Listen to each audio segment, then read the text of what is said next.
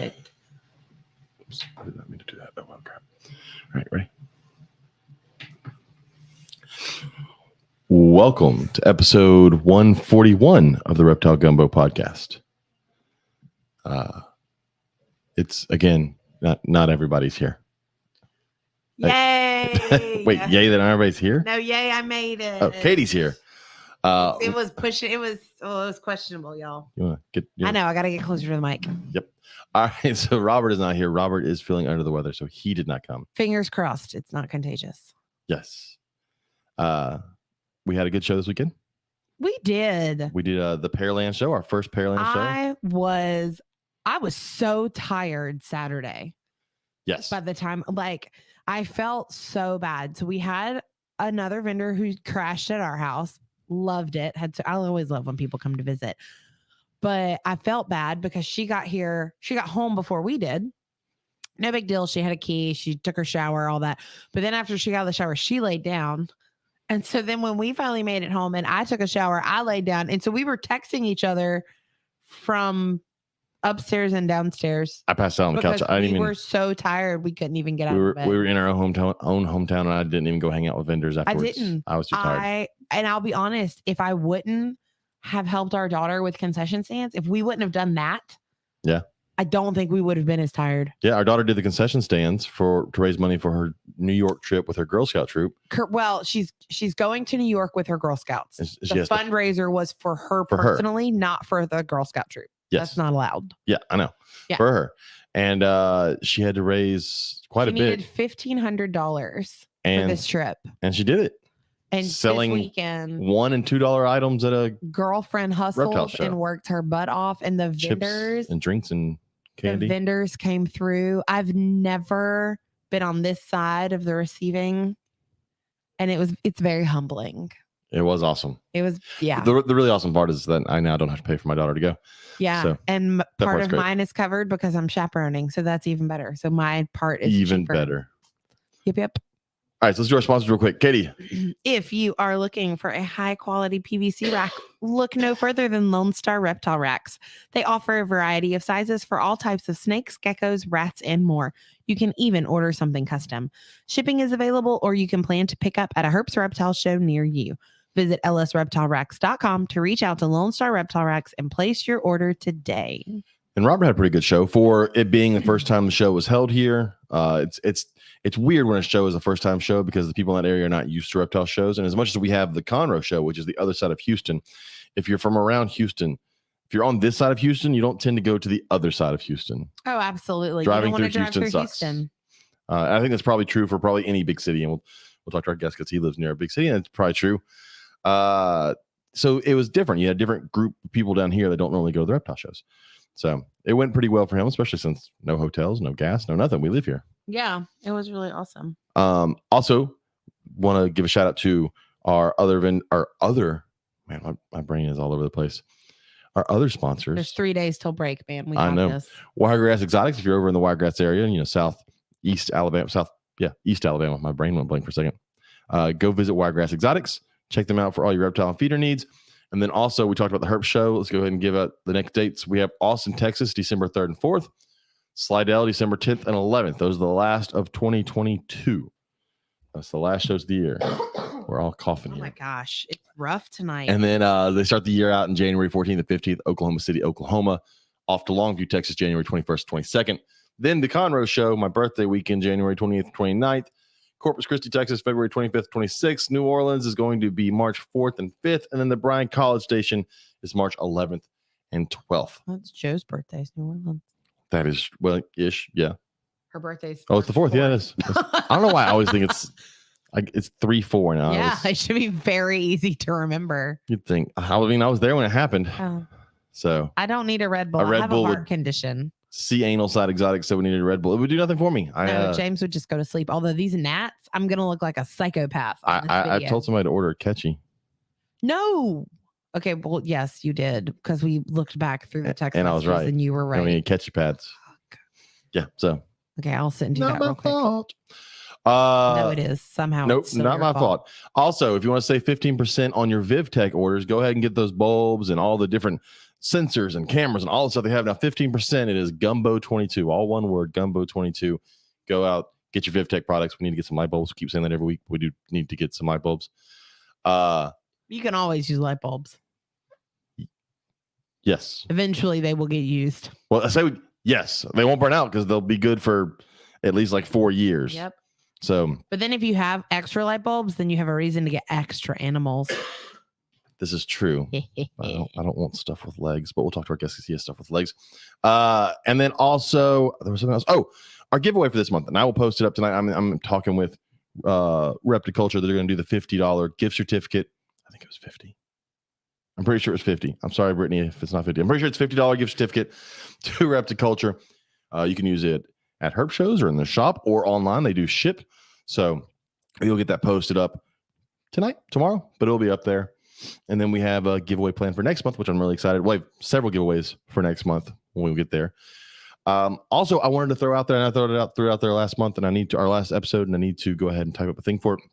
Any of our listeners that are artists or anything like that, we would love to add your designs into our store, kind of as a way to maybe donate to the show. We'll give you a free shirt, but then that money that we can make off of that will go towards the show to help pay for this because it's not free. And now I have to cough. I promise we're not contagious. Much. But I'm fixing to go check pizzas. Oh yeah, I can smell the pizzas, hopefully not burning. So just reach out to us. I will make a post about it, but we'd love to like put your design on the back of one of our shirts now that Katie is brinking the microphones. Now that we have a store, and then we'll put our little logo on the front and we'll send you one and all that. But yeah, let me go ahead and bring our guest in since I'm here all alone now, all by myself. Our guest tonight, which we've been trying to line up for months now, is Bill Bradley of Cold Black Exotics. How's it going, Bill? It's going good. Raking in all that podcast money you were talking about with your shirts and stuff. I know. It's just people throw money at us all the time. Oh, yeah. By people, I mean my own job paying me for my job and then me paying for the podcast. Yes. Those people. Exactly. We've been trying to do this. You are a busy man. Yeah. Yes. I'm super excited. I hate that Robert didn't get, because Robert's been looking forward to having you back on, and then of course we get you back on, and he has to become an outbreak monkey. So I keep making that reference about outbreak monkey, and I think I'm getting farther and farther away from the movie, and people don't know what I'm talking about when I say it. Like, I know older people do. That everyone should know what you're talking about. I've definitely said it around younger people, and they just look at me like I'm almost like I'm saying something really bad about that. I'm like, nope, it's literally a monkey. That's funny. That was an outbreak. Nobody knows. You would have thought that during the pandemic, that would have been like the number one on Netflix or something that everyone would. Like, how did Dustin Hoffman not have a resurgence after the pandemic? So, it's because there was a new film that came out like 6 months before COVID happened. And the film was very much along the lines of something like COVID happens and wipes out the population. What film was that? I don't remember what it was called because I don't watch thrillers like that. They give me anxiety. There's Contagion. That's one. I've never seen Contagion. Oh, that's true. I think that may have been it. Maybe a little monkey playing with a little girl was too old people. But it was definitely a newer age type film. Lame. Yeah. Lame. I'm like, I want to go with the monkey in the woods that the little girl plays with. Damn monkeys. It'd be classic. So, Bill, how's it been? It's been good. It's been very different. How's the weather? Cold. I am now in Pennsylvania for temporarily for the time being. And it finally actually got cold and snowed today. That's why I quite upsettingly look so much better because my phone has a better camera than my laptop, which I need to upgrade. And so all of my background looks different because I'm still on my grandma couch, but it is now away from my heater so that I don't light my grandma couch on fire. Good call. Good call. Yeah. But no, it finally got cold and snowed. Moved all my window plants to snow. Yeah, well, the frozen water from the sky. You guys don't know. So when you mentioned you want your grandma couch to catch on fire, it reminded me of my day yesterday, which was when grandma couch caught on fire? The worst Monday in the history of all of Mondays. But Mondays? I came home, took a bubble bath, and took a 2-hour nap. just so that I could wake up in a better mood. It was the worst of all Monday. Like, All can you Mondays. remember every Monday? All Mondays, James. Don't question me. Oh, okay. I mean, on 9/11, that was a Tuesday. All Mondays. Okay. I mean, So there's a I historical picked- day called Bloody Sunday. I think the Monday after that may have sucked Okay, quite a that bit. also may, but that wasn't my lifetime. So in the history of Fair. my Mondays, this was the Fair. worst. I have a leopard gecko. I have a Brazilian horned frog who just has a light. He has no heat. I have a Okay. 3-toed eastern box turtle. I have a crested gecko who also does not have heat, but I have a fat-tailed gecko in my classroom. Do you have to keep saying I have a? Yes. Okay. I walk into my room with my students after lunch and my room smells like it's on fire. Oh, I immediately started to panic and check all cages. I made the kids stop at the door, but my one hard, fast rule in my classroom is if Miss Lewis is not freaking out, then you are not freaking out, no matter what is happening. So in the back of my head, I tell myself, you're not freaking out. You're going to scare the children. You're not freaking out. You're going to scare the children. But like, even the kids are like, why does our room smell like fire? And I'm like, shh. Just let me figure out where it's coming from. Like, then we will figure out if we need to sound an alarm. Come to find out, my projector bulb blew, and the whole projector was what was creating that smell. For once, it's not reptiles that cause a fire. And I was like, thank you, Jesus. Because all I could think was if it was one of those things malfunctioning, my principal was about to shut down the whole zoology club. Like, that's all I could think in my head. Yep. So it was not. It was the projector. And I mean, that also sucked because I use it all the time when I teach. And our technology guy took the whole thing away from me and said, everything's on back order. You might just want to prepare. It could be a while. Yep. And I cried in the bathroom so the kids did not see me. And then I got my shit together and prepared to teach old school. And then my amazing, wonderful husband remembered that we have a projector at home. And he rigged it for me, and that's what I thought was today. It was one of those random. Was not the best, but it worked. It was one of those random Christmas gifts And that the family kids gives thought you. it was so cool. Came in handy. awesome. Oh, it was great. Awesome. But yeah, when you mentioned the fire, and this is the time of year when people are turning on like heaters for in your house, and you really have to be careful. There's a meme. It's not really a meme. It's more like just a picture, but it's floating around. Don't plug space heaters into surge protectors because it can overload the surge protector and burn the surge protector. Did you know this? I did not know that. Yeah. I figured it was a surge protector's job to just shut off. If the space heater is too powerful, then you have to use a heavier duty extension cord. You realize the heaters in my tortoise barn are plugged into a surge protector? Well, we might want to reconsider electrical. They didn't die last year. Oh my God. Or the year before that. Oh my God. We're doing good. But did you die? But did you? They're fine. They're still shitting and walking around. Every time she rides in the car with me. Did you die? So I want to get into our question this week. I told Bill I forgot to ask him a question, and then I came up with a question, and then everybody was like, "Hey, we're going to answer that question." Oh, I totally thought that was his question. No, your question. I get no credit for that. You don't. I thought it was your question, Bill. I was like, Sure. Damn, that's a good question. Sure, it's Bill's question. We'll give it to Bill. I thought it was. Nope. All Bill. How funny. James did nothing. I mean, okay. The question was though, what do you feel is the largest danger? And everything. I know. Bill got you that projector as well. That was all from him. That's awesome. You texted him saying, "Man, my wife sure is bitching today." Bill reminded me, "Hey guys, you have that projector. You could use that." And that's what I was. Yeah. All Bill. The question is, what do you feel is the largest danger to the reptile hobby's longevity, and why?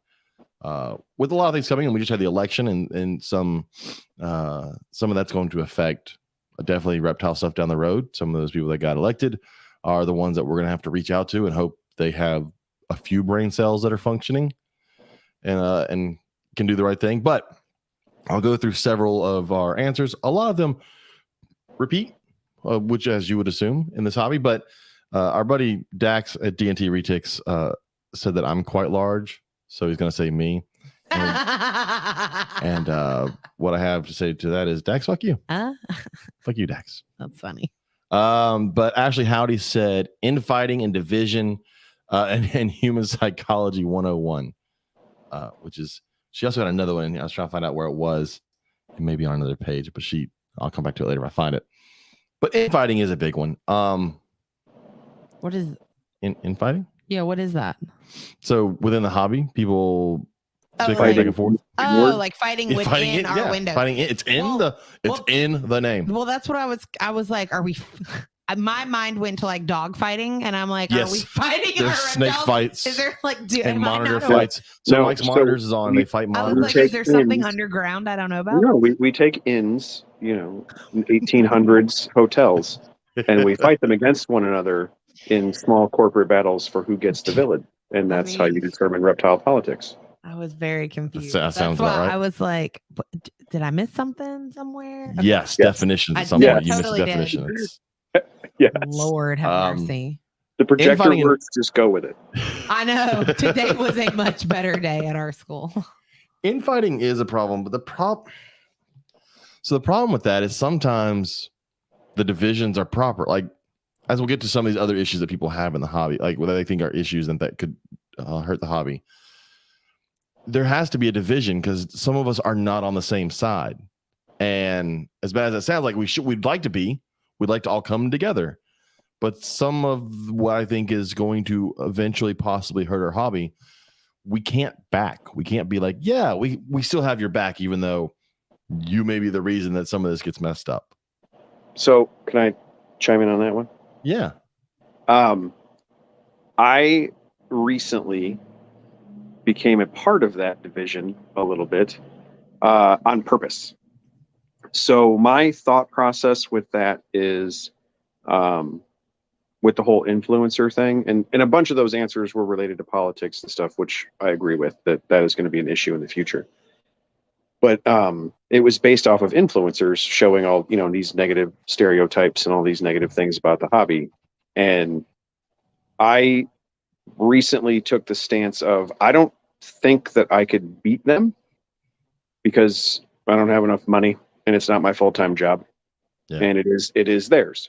And so just by the nature of the juggernaut that is the algorithm for social media, I'm playing catch up 10 years behind. It's very difficult. So what I took the stance of was, I have a TikTok for Coal Black Exotics, which had really not a lot on it. I just did it for fun with the kids, with my kids. And I thought it was a way younger generation, so maybe that would kind of generate interest on the educational part. And it kind of did, but not really. And it just sort of sat there. I do more of the podcast stuff. This is geared toward adults, right? Yeah. So I revived that. And I just started making fun of major influencers. But kind of like in my own way. Like I made a TikTok about, I literally made a hashtag that said, hashtag obese retics suck and hashtag stop fingering eggs. And wait, who are you aiming that at? No one. I did not aim it at anyone. I let the comments do what comments on social media do. But if you feel attacked, then perhaps you should take a look at the mirror. I'm just going to say that. Well, it turns out the way algorithms work for something like TikTok is people comment and interact and so on and so forth. Normal social media stuff. I answered them. And so I got hundreds and hundreds of quote unquote stupid, basic corn snake things we make fun of, newbie questions. Yeah. And I went through and I answered every single one of them. Wow. It took forever. I was going to say, how long did that take? All day. My phone buzzed all day. I answered them all day. What is this? Because the video had a retic and a berm. And I said, berms have a little bit of squish. Retics are muscular. And then it just started, right? I didn't do anything other than that. I made those 2 hashtags. I put that video up after someone else had made a video that some folks didn't really like and shared it on platforms and whatnot. And then I just answered questions like, oh, what about my ball python? Tons of questions about ball pythons. Of course. In my friend circle are like, haha, ball python, they're easy to make fun of. But that's to my I don't know who anybody would else make fun like of ball that. but no, that's to my friends where like I'm not trying to trash the industry. I just know the Oh, jokes James does. because I'm in this group. You know what I mean? But I just kept answering those questions. Dude, that thing has 950,000 views right Jeez. now. Crap. Yeah, it's like gigantic, but it's apparently I didn't know, like I didn't research TikTok or anything, but it's because I kept answering the comments. I interacted with the audience through That's that. cool. And I'm telling you, like, if people are listening to this and you have TikTok or some way to go look at it, just go look at it and scroll through the comments. There are dozens and dozens of comments that are on our side, for lack of a better term. They call out people who probably do things that I don't agree with and ask questions about that. I never one time, never in any of the I don't name people. I didn't tag anybody, nothing. People would ask me questions. Oh, what about egg? Why would you do with eggs, Dad? And I just answered. And I answered in what I kind of assume anybody who asks me to be on a podcast or is on my podcast kind of feels about that. Yeah. And it just kept rolling. And so Well, that's awesome. Man, I don't have a TikTok. Now I kind of want to get it just so I can follow you on TikTok. You should. I'm trying to get it to 1 million views because I think it'd be amazing. And then I made a few more that were just, I showed a big retic crawling and did a couple of snake movement things and the stuff that I do, education stuff. Right. And like the next one that was just a retic crawling where I talked about ribs had like 20,000 views, just like ridiculous numbers for a person that I don't do that, But that for this topic, that's like I'm basically trolling. Like that's what I'm doing. Yeah, but it's educational. But that's my thing is it's divisive and it's trolling, but it's because what I assume our viewpoint is natural history, responsible keeping. So Absolutely. The things that we promote. Yeah, we are actually the minority in herpeticulture currently, and so we kind of almost have to take the troll stance a little bit, where it's civil discourse because I'm a grown-up, not an actual TikTok user. But we have one more follower now. but if 950,000 people saw, and a bunch of them were like, "Oh my God, what is that hashtag? Why are we fingering eggs?" I purposely made it salacious, and that gets people's attention because social media is paying for your attention, right? Oh yeah, you got to have the hook. But I didn't usually start the answer to most of those questions. There were other people answering.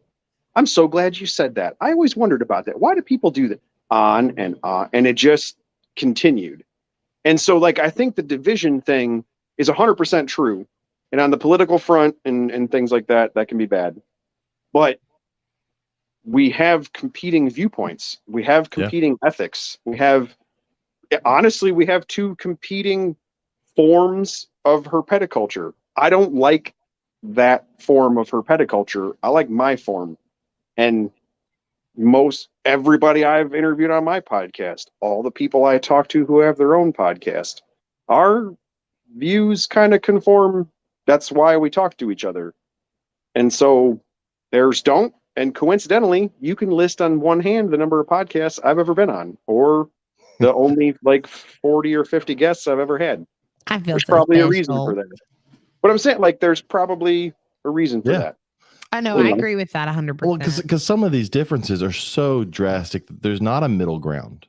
Correct. Well, there may be a middle ground, but they're so drastic that one side will definitely not get closer to the other one. Like, well, not only that, but I've discovered there are very few people that are truly open-minded and are willing to listen to both sides of an argument. That's the country.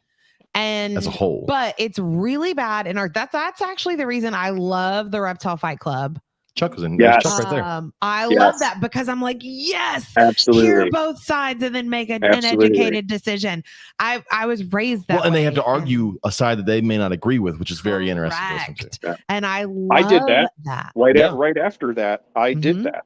And I argued for obese reticulated pythons. It's very difficult. Yeah, it's gotta kill you just a little bit inside. But we did. We went through an entire episode where we hashed that out, and I defended the side that I personally hate. Yes. I know, and talking to in the episode, talking to Chuck and Justin, I did a pretty good job because I know why those people do that. Because I know why I don't like it. And so exactly. It isn't based. That's why I said I was kind of making fun of the TikTok thing for like I'm a grown up, et cetera, or whatever. But that's kind of, that's what I'm saying. Like it isn't, you don't name people and tag people and be childish or whatever. Right. Just, I know why you're doing what you're doing. I don't agree with it and I don't do it. I'm a grown up. This is my money and my thing. And this is what I'm going to do. Right. And so are you. So rock out. Like there's a reason that I am sitting here like, woohoo, 950,000. Hey, friends, get me to 1 million. And those people are like, you're such an idiot. I don't even know your name. Yeah. Okay. Like it works. But I know why gonna you do share, it. I just don't and I'm agree. gonna get there. Yeah. I mean, and I guess growing up, because writing was always one of my favorite things in school. And I had a teacher tell me one time that all good writers can lie through their teeth. yes. And that's how I see a lot of when you see like debates. Well, anybody that's ever done debate knows that in order to argue the other side, you have to understand the other side. People that lose at debating they argue something they don't understand. Correct. Yeah. You have to understand why you don't like that. You have to understand what is wrong with it. Yeah. And so, Bill having to argue for obese snakes, he has to know why it's wrong, not just I do it because I want to. Right. Because that is not an acceptable answer. but because here eventually that when you get down that list, a lot of those answers were related to politics. Yeah. That in our country, I just assume every country, but in our country, very obviously, because it's on TV and Facebook and whatever, that's why we hate each other and fight and argue and all this other nonsense is because we're uneducated about so many things. Then we just get mad. And it's like, yes. I hate that person. It's like, why? It's like, I can't answer, but damn it, I'm mad. Because someone else told me I should be mad at them. Yes. But you're just, if you have my thing is, if you have a fully fleshed out argument, this is my deal and I don't like it. Done.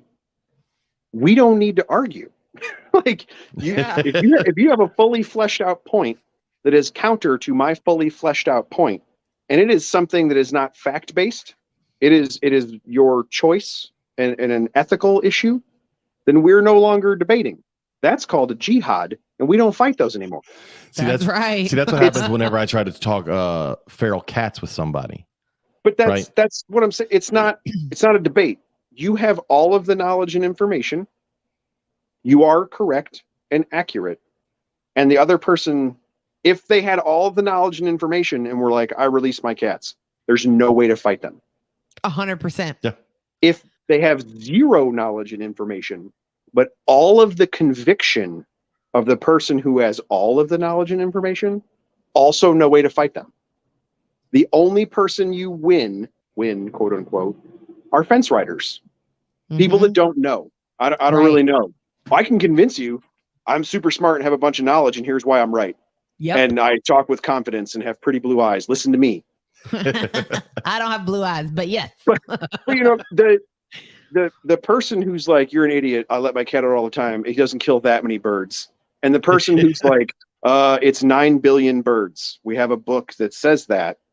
Those two people don't ever meet in the middle, ever. No.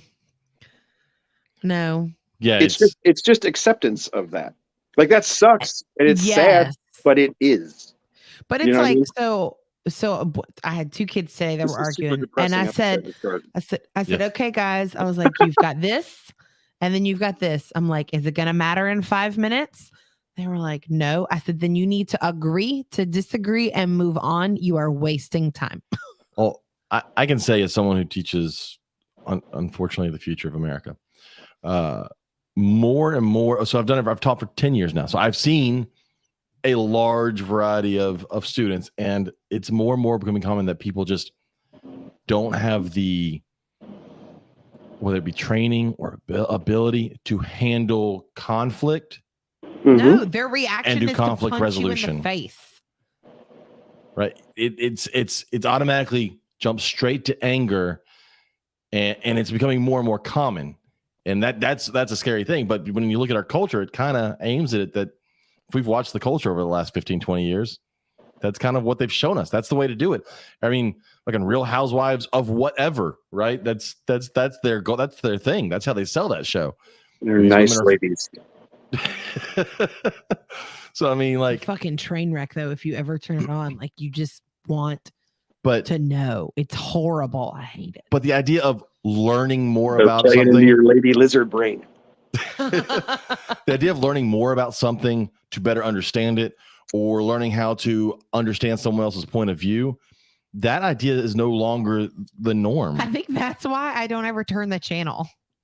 Because I'm like, if I watch this long enough, I will understand the madness. There is nothing. There's nothing to understand of a housewife show. I will say, if David Attenborough narrated it, reading from a psychology textbook, I would watch it every day. Yes, That's true. 100%. Here is where they fight over mates and resources. This is when they pick up the furniture and they throw it across the room. But no, that's the thing is what you said is correct. You know, it's the screaming heads on television for one side or the other, so on and so forth. And that's what I thought with that TikTok thing that I made. And then basically kind of how I do my podcast and social media stuff anyway is if I just continue to point out these things or espouse my point of view or what have you, and then it's slowly but surely, the number of people that are like, yeah, hey man, that's kind of messed up. Like, why did that person do that? That number starts to get bigger. Yeah. Because in whatever space, those little voices, they weren't going to say anything. They weren't going to call that person out because they thought they were going to get flamed online or whatever thing. Because if you are a major social media user or platform user of any kind, Twitter, Instagram, whatever, and you do that, and that is part of your social space, and then it gets trashed because you spoke about somebody who was influential or whatever and went against them, and then now everybody hates you or what, you're not popular, whatever. You're not going to do it. Like, that's just human behavior. Yeah. So for me, I was like, well, because we were making the joke about the podcast, we were messaging, and even when we started, like, hey man, I don't make money at this. I don't care. Like, I do this because I want to. And so if I make a TikTok and I'm like, hey, you're dumb. That everything you do is dumb. I hate that. Don't do that. It's terrible. And then 1 million people turn around and start screaming on my TikTok, I'll literally just delete it off my phone. I don't care. And I'll just watch the grenade roll. It doesn't bother. Like, it's such a benefit to not be invested in those things, because it also lets people who are invested in those things kind of hide behind you. Like, you can go in the comments on that thing, say whatever you want. I'll answer you. I'll help teach you about snakes or lizards or armadillos. I don't care. Like, come on, let's go. And you can find literally 950,000 other people who are like, yeah, that guy with the egg fingers, screw that dude. It's like, oh, it turns out a lot of people think that. Oh, cool. This is the place you should go if you think that's bad.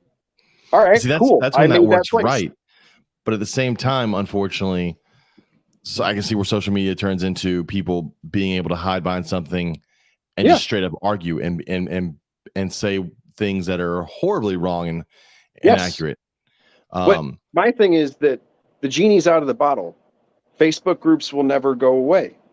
So you can either delete all of them and do your own thing and let it's when people talk about like organic growth in companies and guerrilla marketing and all that stupid crap they say when they want you to buy fancy coffee or whatever, this is what they actually mean. What they actually mean is an entire circuit of reptile shows, which is a niche inside of pet niches It's the nerdiest hobby ever, aside from burgers, because everybody hates them. Yes.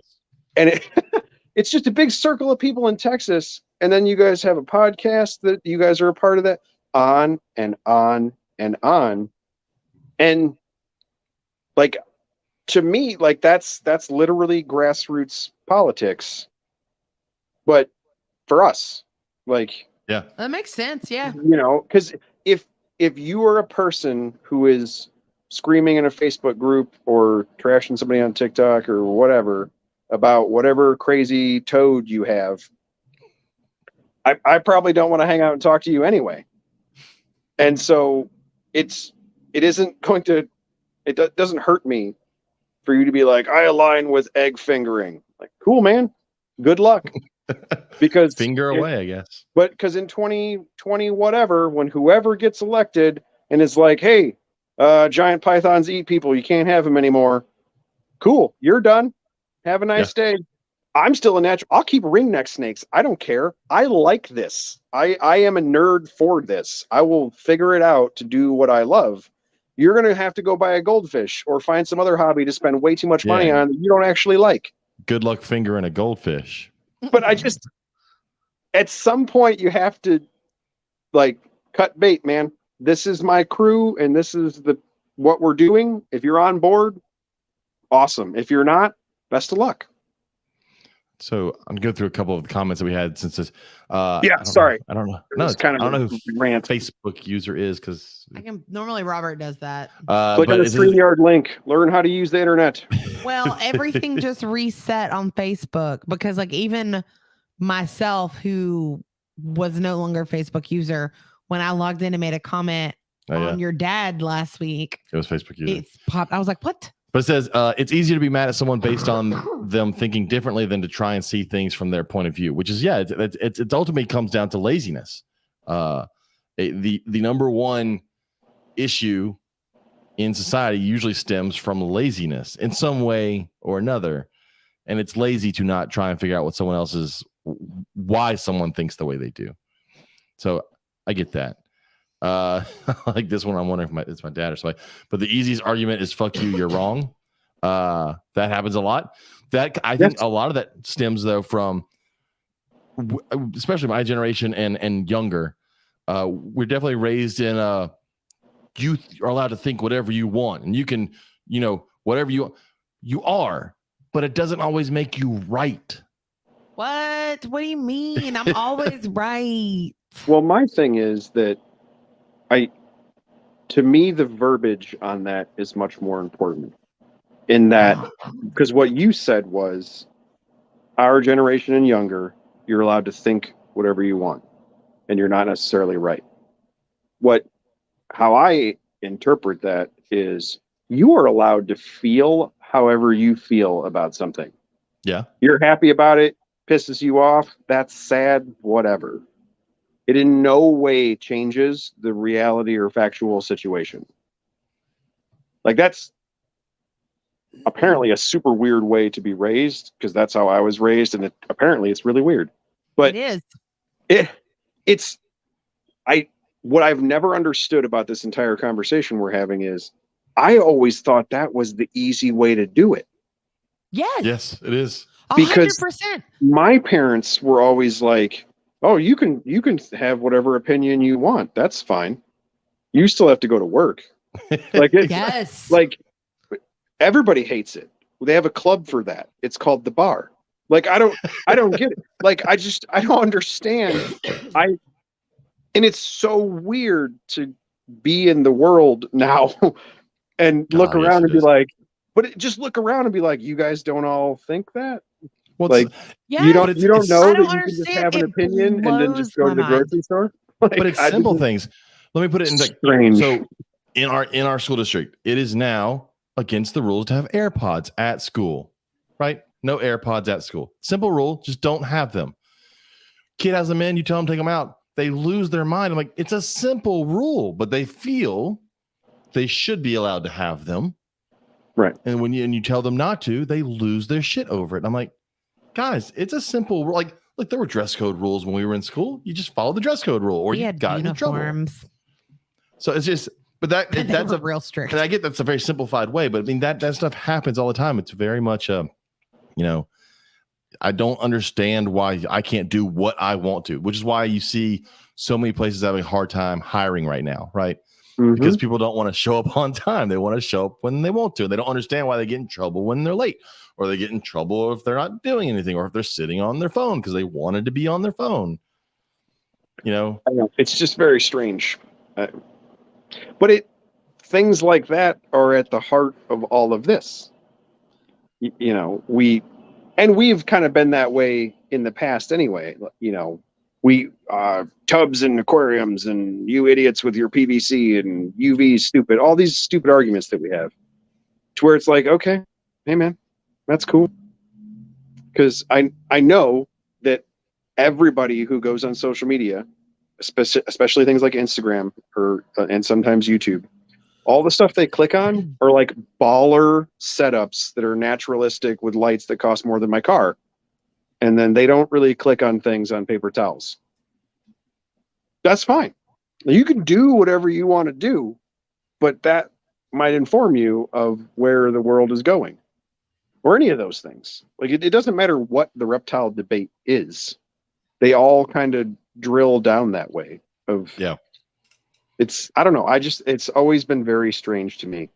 And so that's why I started doing it that way. Like, all right, that's cool. Like, congratulations on a million YouTube whatevers. Well, like you said earlier, you were raised, you can have your opinion, you can feel that way, that's fine, but this is how it is. And I was raised very similarly. My parents were firm believers in you need to hear everyone's side of the story, you need to gather all of your facts, you need to make your own opinion and then make a decision from there. And so that's how I was raised. So it really blows my mind when people genuinely can't accept that someone feels differently than they do. I was raised, shut up and get over it. That was my dad, my loving father. But that's just a more gruff way of saying the same thing, right? Yeah. Yeah. Like, shut up and get over it means you have yours. They have theirs. Move on. Like, it's not, you can say it just like the Dalai Lama would say it, or you can say, hey, buck the fuck up. What's the difference? Well, and it's like, so much of the infighting in our hobby, we can ignore the egg fucking. That's wrong. But a lot of the infighting in our hobby comes from two different viewpoints. No one comes from two eggs. different viewpoints of certain things that they're both viewpoints are valid. So like the tank argument or the cage argument versus tub argument. Well, both work. Those are both allowed. Like, you're allowed to have differing opinions there and agree. We both think differently, but they work.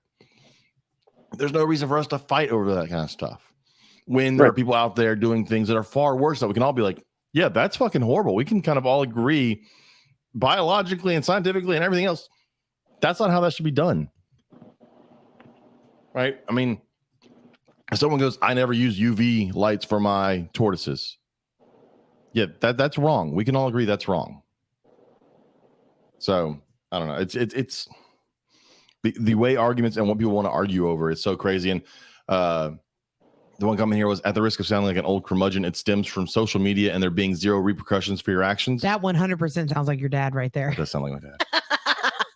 Well, but see, there's more to that though, because on the reptile side of things, like UV, right?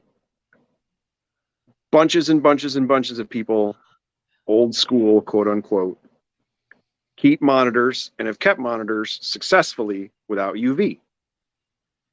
And now they're idiots. You suck, blah, blah, blah. And it's like, well, no, they did it. That's a fact. That happened. Guys like Frank Reitz produced every monitor species in the genus that you could legally, sometimes not, get your hands on. So that happened. And it's like, okay, well, nowadays, got to have full spectrum lighting. We're keeping chameleons and uromastics and all these super cool things. And it's like, well, but that happened. How did it happen? It's like, oh, well, it turns out they're basically almost warm-blooded. They eat things that are gigantically full of calcium, and the way that we keep them, they can effectively process calcium without UV. Cool. Done. That's it. It's done. Like, it's just so strange to me. Like, I thought that was why you wanted to get into reptiles, is because dogs and cats are harder to take care of. I don't want to do that. I want something that does that, but is cooler. Right. Now you can get a million things. Get a crested gecko. They don't need anything except baby food. Rock out. One of my students was like, "This looks like baby food." I was like, "But I'm saying, like, I thought that's why did you pick this hobby if that's not why?" Yeah. Like, that's so weird. Like, North American colubrids, why have they been popular forever? You can keep them under your bed, and in the wintertime when they get cold, who cares? That's why. Like, what else would you do with a corn snake? Like, that's why you got it. Well, you'll hear the UV argument on certain things, like monitor. So Mike was in here, right? Mike doesn't use UV lights for all of his stuff. But yeah, what the hell does that guy know? I mean, he has successfully kept and bred more species than most people have seen. And obviously the way he does it works. So can you keep them with UV lights? 100%. Can you keep them without? 100%. Right, which is awesome. It's not a negative. It's a huge positive. One of our listeners, Megan, said, "My husband will care if I keep snakes under the bed." Well, see, Amanda Reddy from Reddy's Rainforest said there's more than one way to raise a panther chameleon, but everyone wants to think their way is the only way, right? And it also, she talked about earlier, a lot of, and it's in the hobby, a lot of stuff stems from the first time someone heard information about a species or how to keep a species. That is the only thing they listen to from that point on, right? And so as far as panther chameleons go, a lot of us in the hobby for a while have always heard they're very hard to keep. They're very fragile and they die easily. And then her argument is that they're, she keeps captive bred ones. They're not. They're the way they keep them, the way they educate people. They're not that bad, but yet that stigma kind of sticks with them that they're super hard to keep. Dude, so that's one section of the hobby that they probably have their, like, she's clearly outlining, they have their toxic Facebook groups or whatever that people don't like. But the Chameleon Academy, the people that do that, they have a whole podcast for that. They are killing it. Like, it's just parameters based. Here are the things you need to provide. Go. Like, if you want to click on these different things over here, here are some configurations that provide that. But this is just what you need to provide. How you provide it that's the fun. Like, I like building cages and designing stuff. That's fun. And so that's your own puzzle. Like she's saying, the parameters are what they are, and how you achieve them nowadays, especially with all of our tech, is pretty simple. It takes some money investment, but it's not necessarily difficult. And dude, I just don't understand, like, there are certain sectors of the hobby, coincidentally, a bunch that you guys interview and that I interview and NPR interviews and THN, like, there are people that are doing that. Oh, I want to keep Uromastics. Cool. Go talk to Phil. He'll tell you what the parameters are. I don't care how you achieve them. When you have them and you can point the little arrow and go 85 degrees, call Phil, get a lizard and stick it in that 85, you're done. Like, it is way too easy to accomplish for us to be this toxic in our ways of accomplishing it. It doesn't make any sense to me. Well, and so I'm torn on one thing. So I give a care sheet out with my animals when I sell an animal, boas, but I want to make sure they understand when I give them a care sheet, that is not the end all be all. That is so that when you get home and if you have some simple questions, here's the basics to set that up. But there's a wide world of how to set it up and how to do stuff and there's no right way. And people have got to do that. They've got to quit.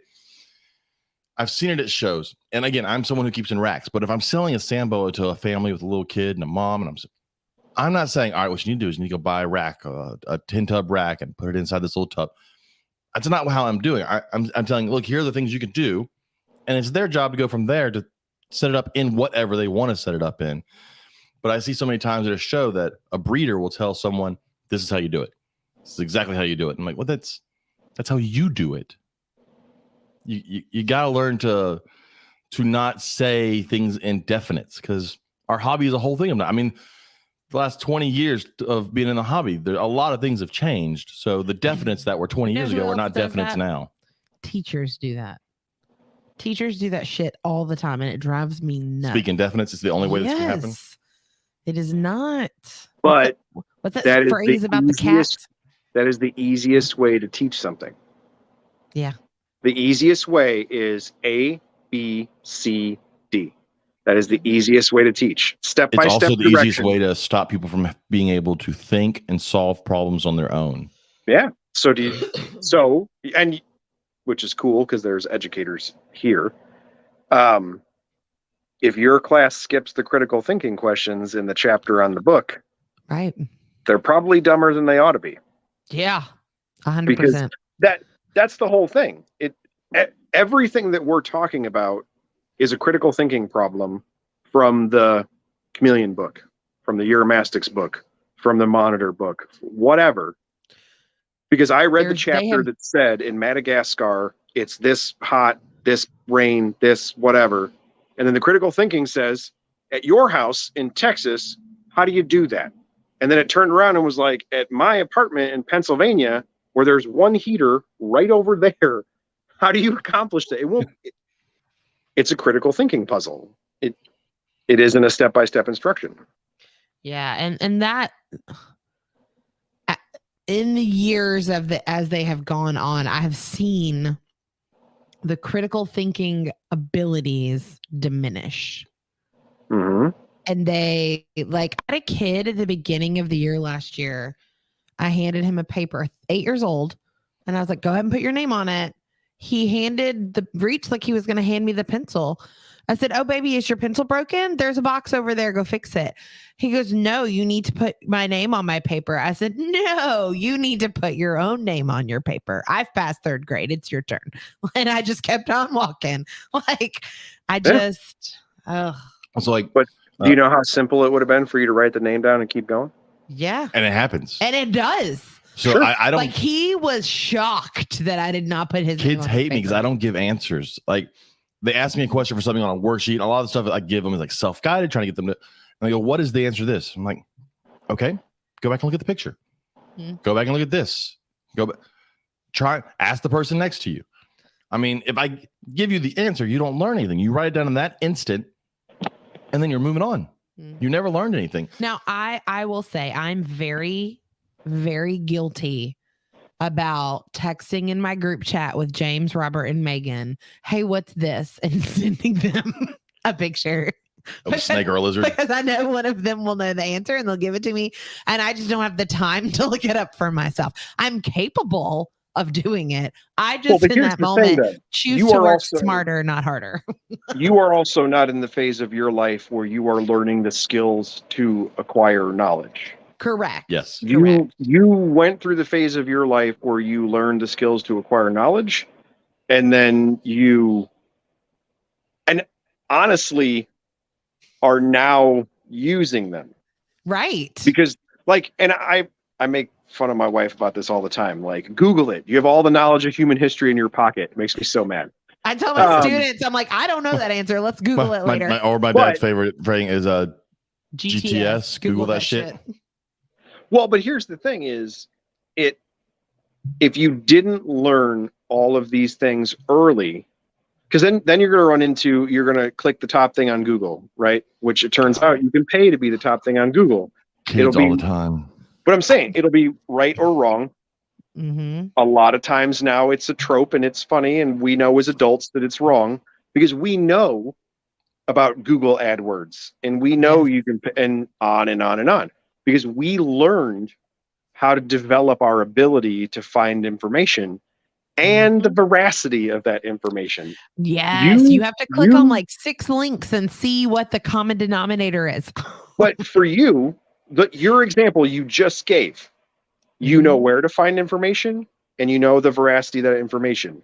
Because with most of our nerd friend circles, I can literally text or Facebook message or Instagram message experts, actual trained, educated experts Yes. in a lot of weird stuff because of my friend circles. Yes, And so and it's like, if you have a natural history ID, why would you not text experts? You Mhm. are not incapable of looking in a field guide or whatever, but you also know that. Right. And it's Now- just a difference in ability, I suppose. Well, Googling and phase asking a of- person phase what that of is life the same. also. It's the same thing. You could go to Google and search for it. It's the same as sending that picture to me, Robert and Megan.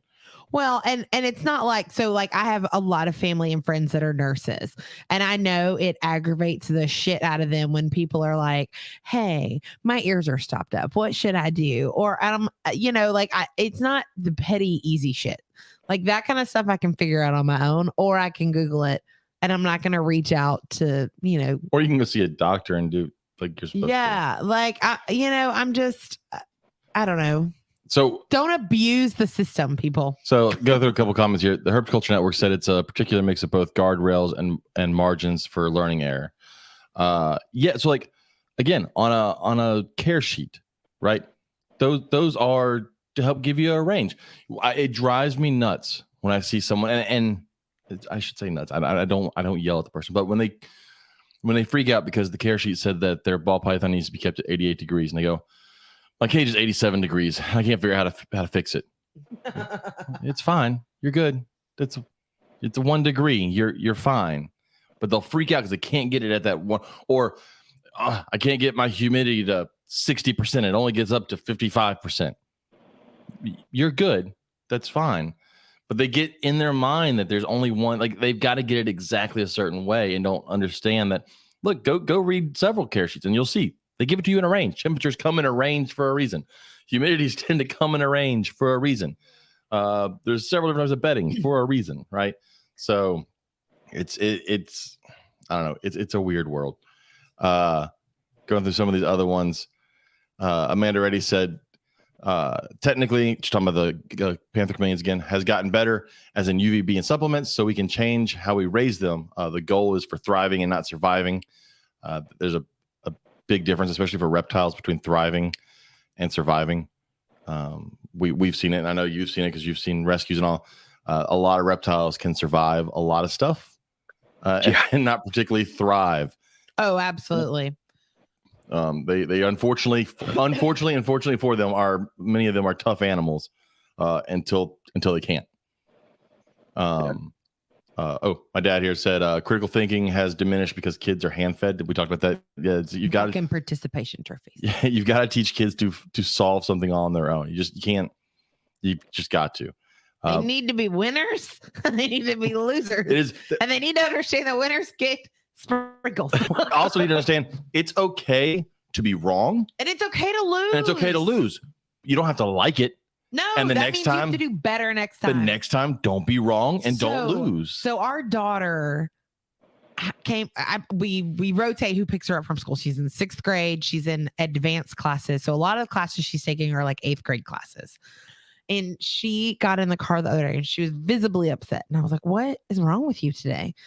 And she was like, "I don't want to talk to daddy when I get home." And I was like, "Oh, this is grade related." I was like, "Okay." I was like, "What happened?" And she was like, "I got a grade back. I don't think it's going in the grade book, but I'm very unhappy." I said, "Well, why are you unhappy?" "Well, it's in science." And I was like, "Oh, this is why we don't want to talk to daddy." So she goes on and they basically had stations around the room that were timed. She doesn't do well with timed activities because she second guesses herself and makes a lot of error, which is what happened. She ended up scoring a 50 on this activity.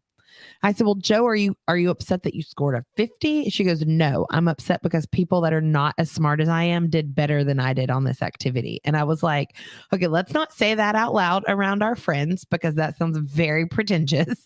I was like, "But what can we do next time to be better?"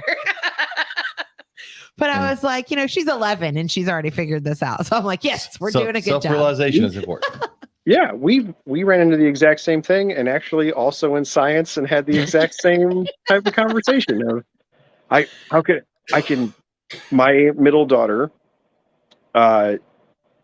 does straight A's except PE, does not enjoy that, and then didn't get a great grade in science.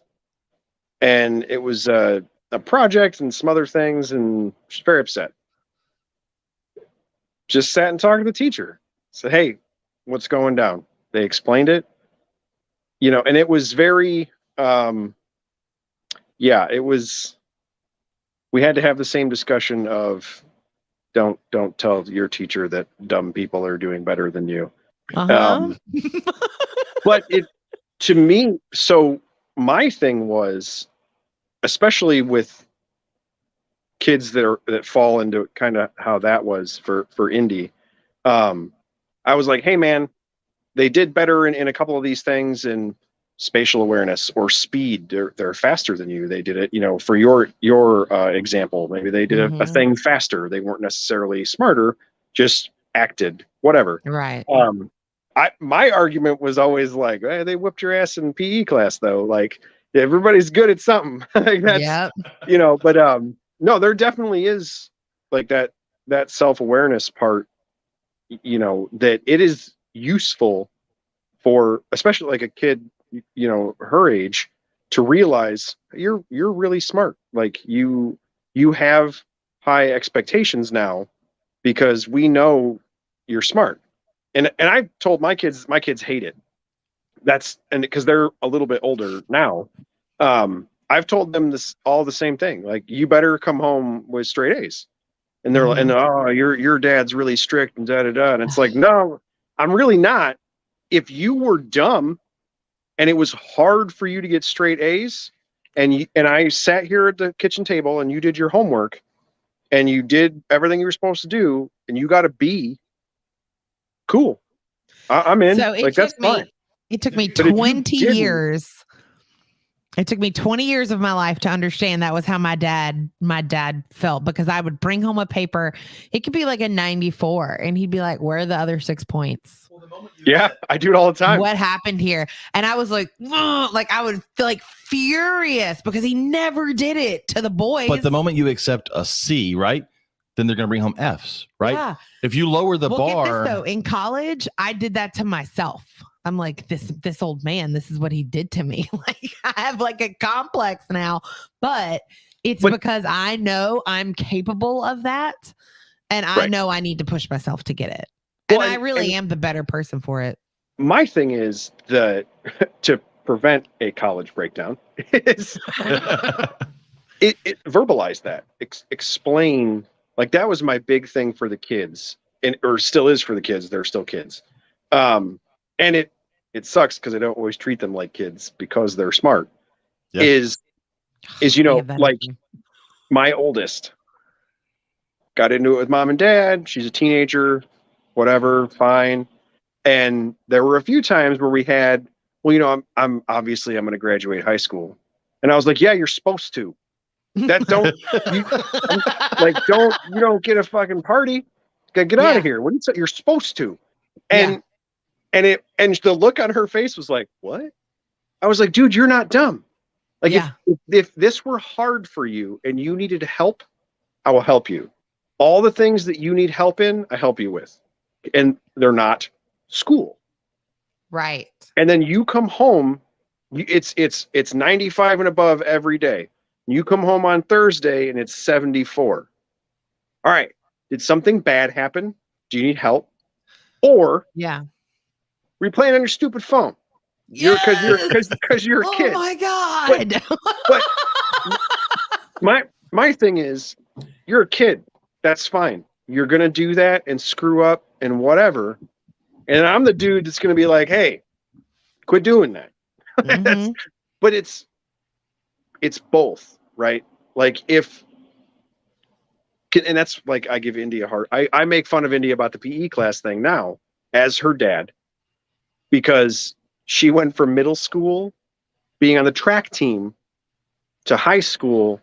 I can't participate in PE. What? All right. Well, that's not true, because you're an athlete and you just don't want to.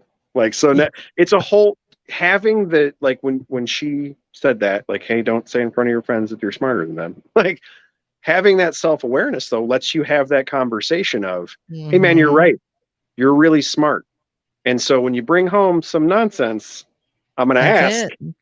What's going on? are you bringing home nonsense because it turns out calculus is hard, or are you bringing home nonsense because you're screwing around? Yes. You know, like it Yes. changes the conversation. It does. Well, and like I didn't honestly, I didn't even fuss about the grade because she had been so hard on herself by the time she got to me. I was like, let's stop at Starbucks on the way home. Okay. So we got one comment read. What?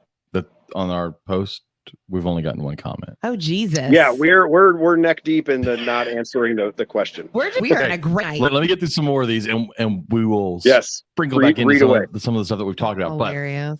But our buddies over at Sorry. VivTech said 100% without a doubt the legislation in Florida. That They was don't their biggest concern. Don't listen to that.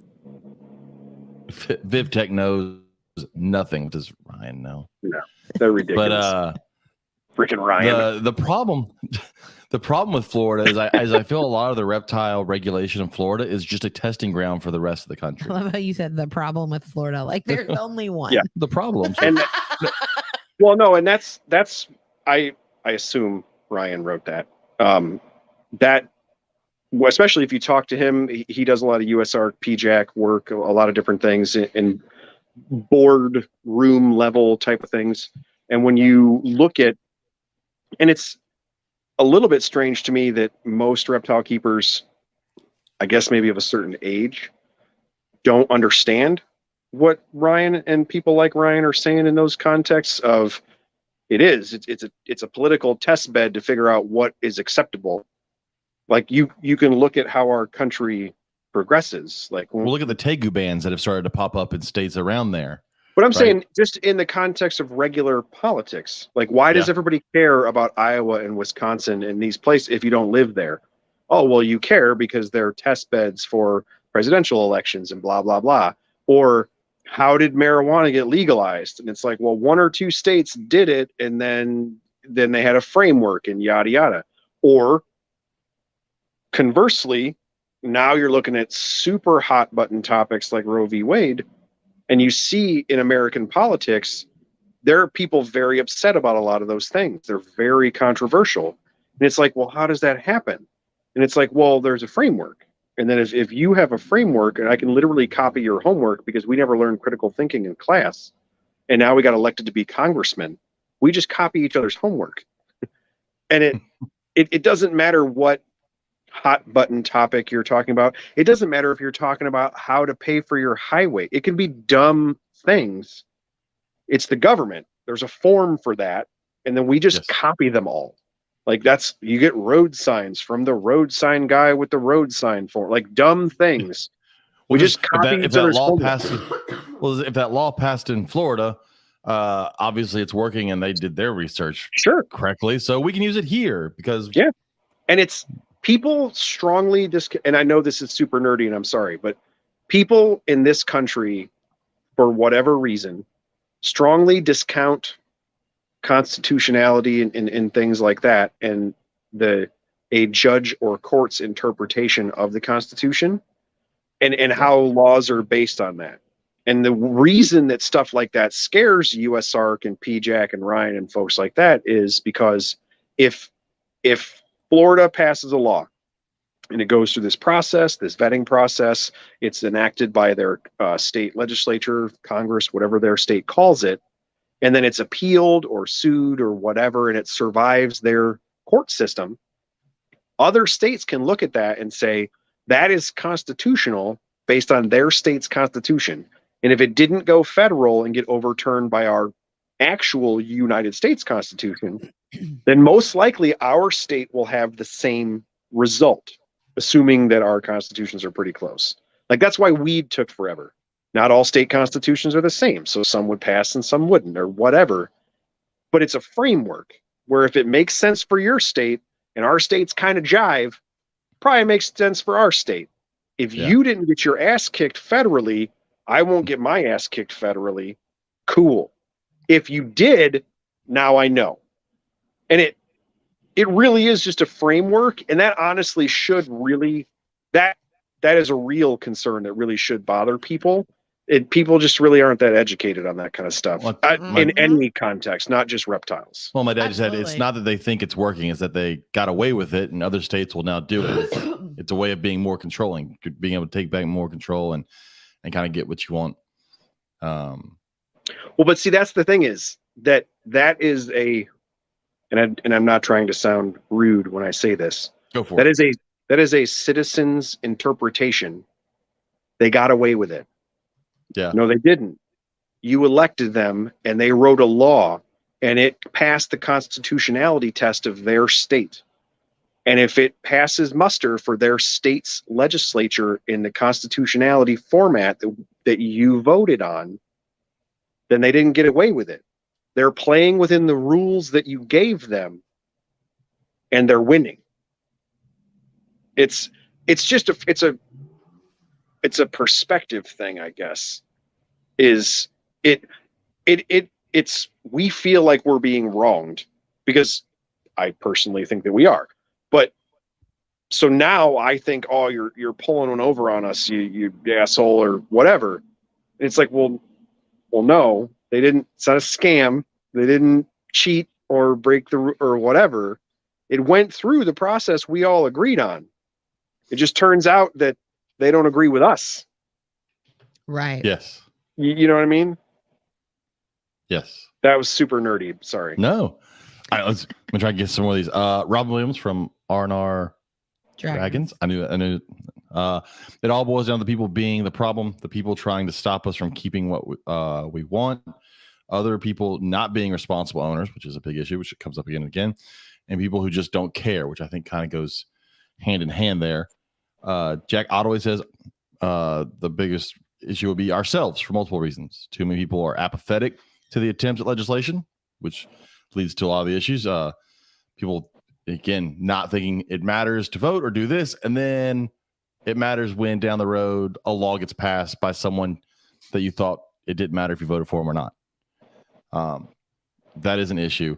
Too many people post stupid stuff online, like live feeding and bites, and those videos fucking live forever. If I see that goddamn video of the woman reaching for the retic coming out of its tank one more time, I swear to God, those videos don't die. Once they're out there, they just get, it's a cycle, and they'll be pop up every 3 or 4 months, and then everybody's like, look at this video. I'm like, we've all seen it. And keep reading right after I say this. If you're going to look at the TikTok thing, they're in a couple of days, because I have to maybe go home for the holidays. There will be another video that is a rebuttal to a second social media influencer throwing a rabbit at a retic in his very fancy zoo that YouTube paid for. And I'm going to make fun of him in another TikTok. So continue reading. Man, I don't know who you're talking about there.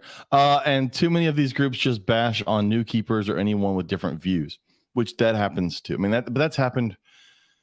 That's happened forever. And I think that happens, honestly, in every hobby, right? I don't know that for a fact, but I think a lot of hobbies, if people get into a hobby and they're into it for a while, they forget what it was like to be the new person in the hobby and not know a damn thing. And so, yes, they start to jump down someone's throat when they ask the simple, basic questions. Now, with that said, we go back to people not wanting to find out information for themselves and not willing to do the work. A lot of the shit that gets asked for first-time people can be Googled and is probably in that group and is probably 3 posts down from where that person just posed the question, what bedding do you use for whatever, right? So there is some frustration in the just do the legwork. Like, we will help you, but please come to us with evidence that you at least tried to figure it out first. So I think that's the issue. Can I rebut that a little bit? Go ahead. Answer them or keep scrolling. Yeah.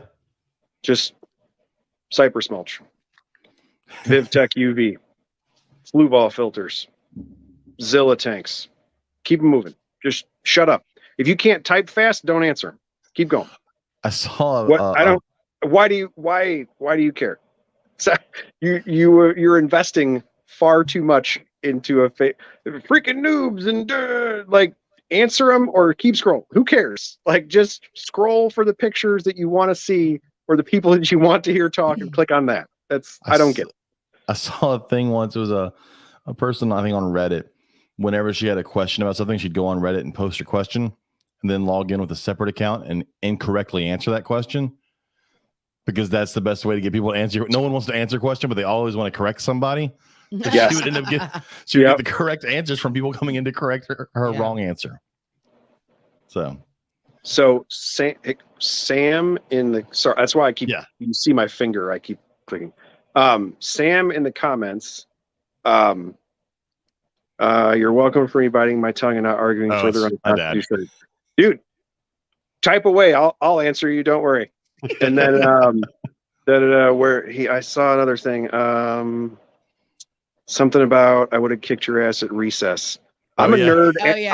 I'm a nerd, and I like to fight at recess. So comment away, man. Go ahead. Some of us have more hobbies, so fire away. Oh no, my he is dad right will. though. They care and they want.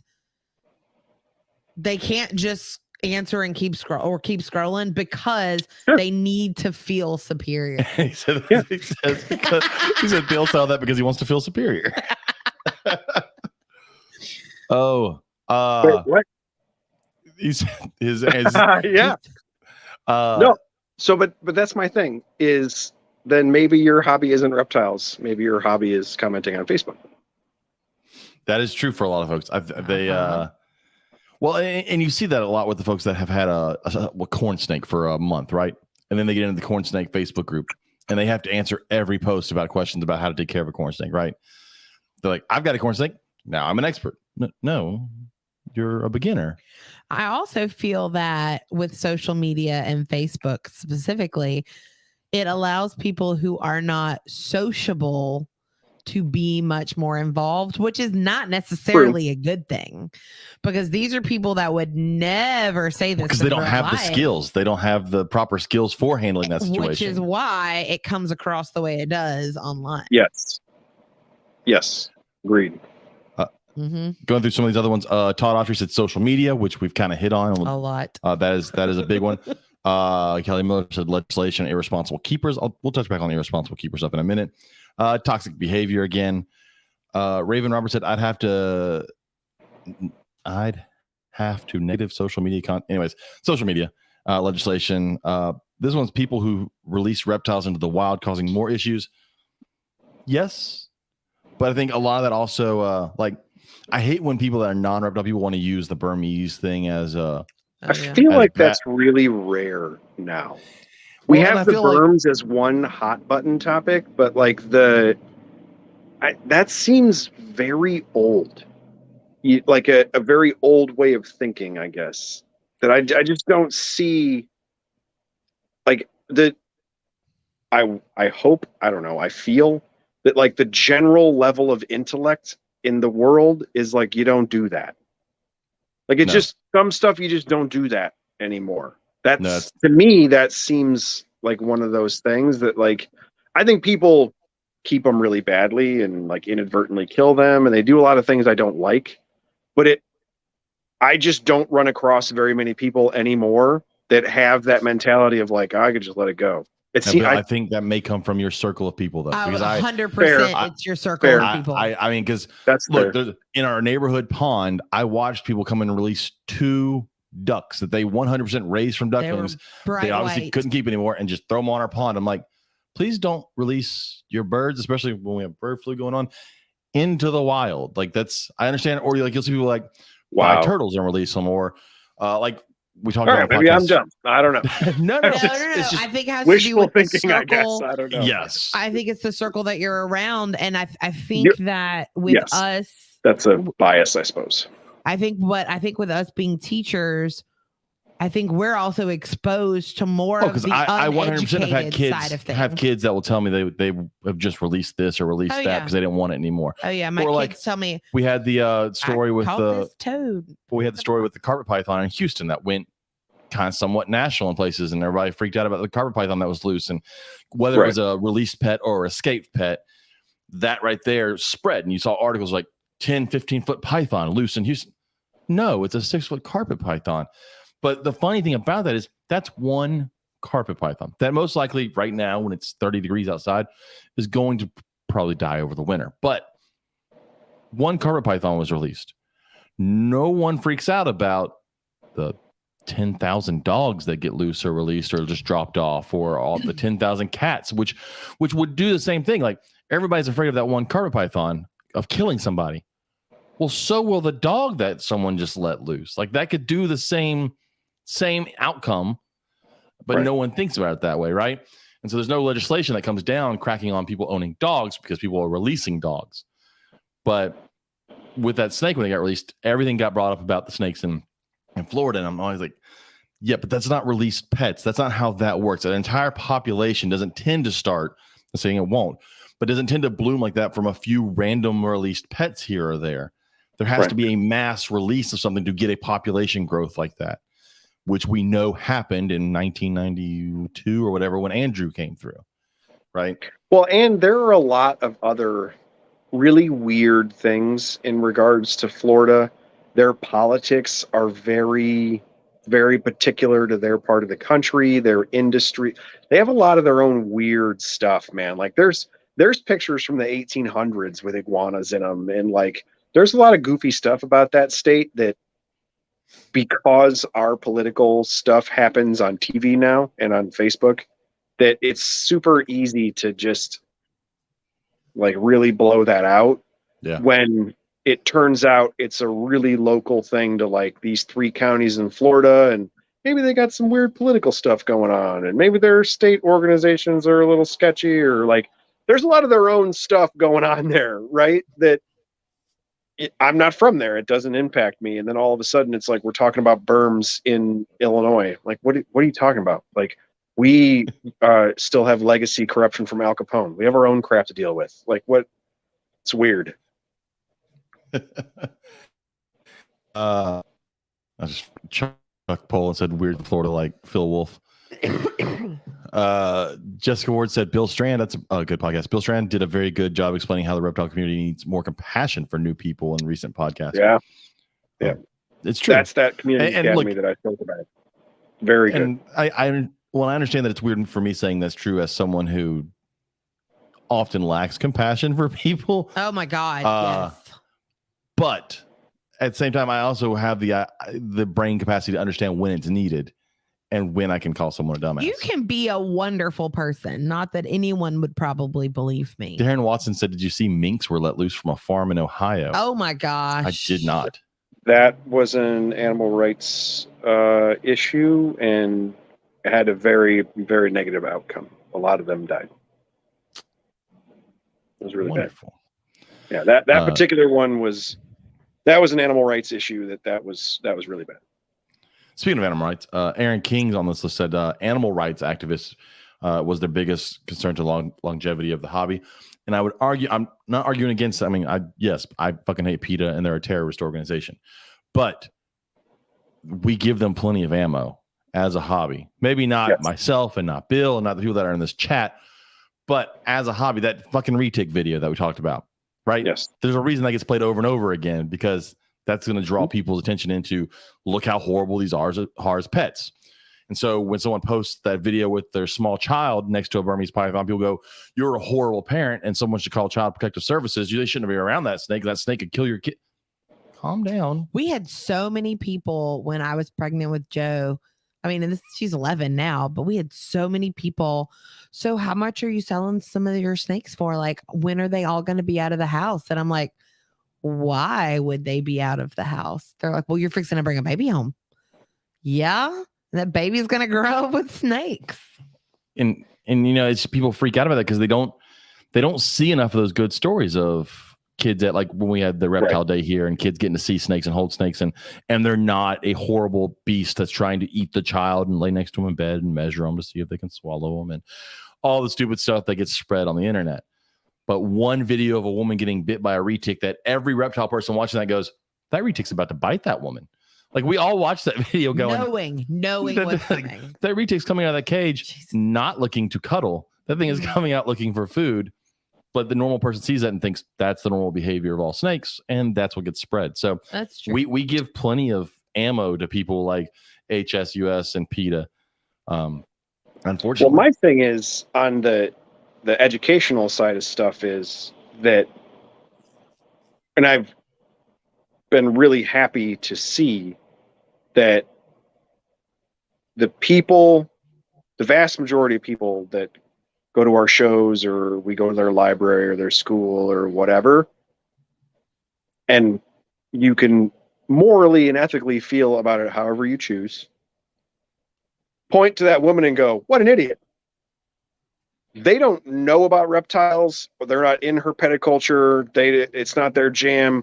They just paid me to come to a birthday party or follow my Facebook thing, or my wife went to their school or whatever. But they're at least baseline educated enough now to know that was dumb. yeah. And it turns out there are consequences when you make stupid choices, and that you suffered them.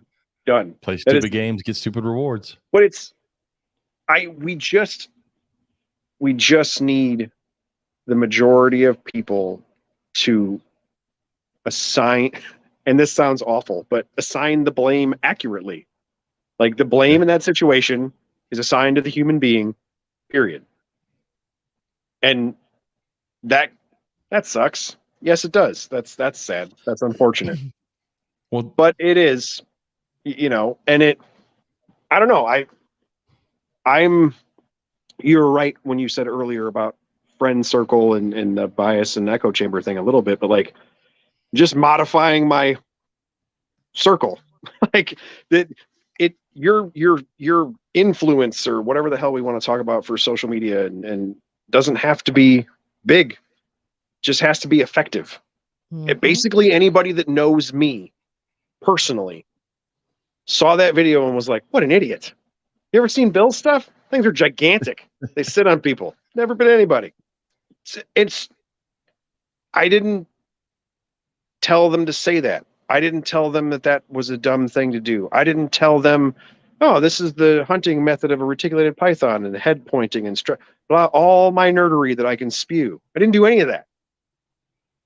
Just a positive example. And they were like, look at that. That's terrible. I know the good thing. Done. This isn't hard. Why is it so difficult? Yeah. And so you do those outreaches now. They've got a picture with their kid with a snake and then go, look, obviously snakes aren't bad. Susie's holding this snake and it's not trying to eat her. This one video on the internet is not the end all be all experience with snakes. But what's funny is, and I go back to dogs and cats. I know as a culture, we are groomed in general to find dogs and cats adorable and to find them loving and be part of our family, and they can do no wrong. But a dog bites somebody, you'll see people come out of the woodwork to defend the dog in that case of biting somebody. The dog didn't do anything. Yeah. Snake bites somebody, snake evil. That's what they do. They are killing machines. Yeah. Right? Not did the person do something wrong? Was it a bad situation? Like never is it the person's fault in that situation. So you want to have a really controversial podcast for a second, but not really, if you think about it. Okay. So here's my going down a deep rabbit hole thought on that. It's very stereotypical and it's very culturally divisive in our country. The dogs that bite people are owned by poor people. They are owned by the idiots on television. They are owned by certain cultures of people that happen to like pit bulls more, and maybe they're popular in their culture. And it's really easy in our country to point to them and go, well, they're poor and stupid and make bad decisions, and then their dogs bite people. It's very easy to say that person, it's easy to denigrate that person and be like, it's not that dog's fault, because deep down, I don't like you. It must be you. Yeah. In my opinion, which will be awesome to see how this gets flamed out. That's what's happening. That is what I think. And the reason that that's hard to do in reptiles is turns out a bunch of us have money. and have kids and are educated and have nice jobs and are those smart people that you're talking about. Well, yeah, and look And like them. so, So you think we look like you, and we vote like you, and we do the things that you do. And then you find out we have snakes at home, and then something weird happens on the internet, but you inherently trust me because I have blue eyes and I protect you. So it can't be that I'm stupid. I'm like you. It must be that freaking snake. That's some weird shit. That is, again, very much my opinion. It's a very it's a very American thing. So do you think? Sorry, go ahead. No, well, one second. One part. Go, Bill. Go. I'll mute her microphone. Go. No, and I think that you can look at herpeticulture and look at why do we so enjoy European and sometimes Asian, but Asian it's more on the aquaculture side. We're so fascinated with them. And to me, there's a part of it is it's really accepted there because all of the things that we like, it's super professionally done. It's super clean. It turns out if you travel the world, a lot of the world is really homogenous. Aren't a whole lot of melting pots around the world. That's probably why it's really important that this place is a melting pot and people talk about it so often. So when you go to those places and you go to Denmark and you see a dude who has a baller setup for Uromastyx and lizards, his neighbors don't think he's weird. Because in pretty much every other way on the planet, he's just like his neighbors. Then he has a hobby.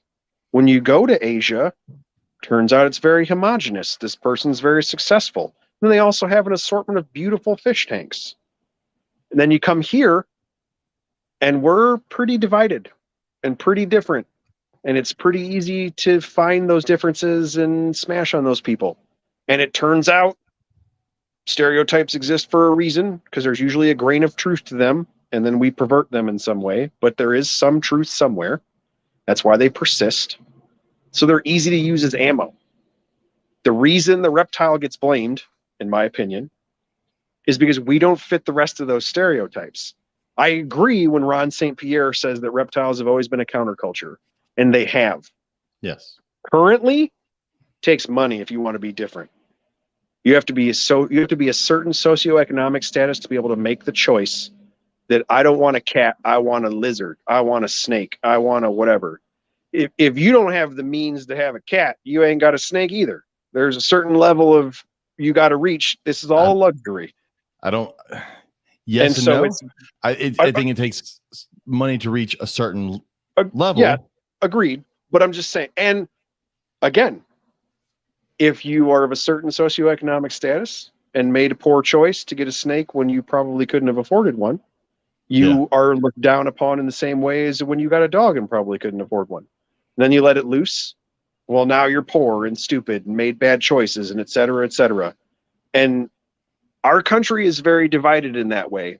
And it starts to play out in really weird ways. And I think one of the ways it's playing out in reptiles is we blame the animals because it's hard to blame the people, because it turns out the people are a lot like us. Whereas when you're looking at other pets, the people that you want to blame for those bad decisions are different from you. So it's easier to blame those people. Well, I think certain dogs, going back to socioeconomic, certain dogs in certain situations are easier forgiven because if they bite somebody because that dog is owned by someone who looks more like them. I mean, they go, oh, yeah, that was a bad day, or so that dog does not get treated the same way. Because look, pit bulls bite. I know it. I know that happens. It happens all the time. But we own pit bulls. They're great. But there are a lot of other dogs that do bite, but they don't tend to be owned in those circles. Like Yorkies. Well, they don't tend to do the damage. Chihuahuas. Well, and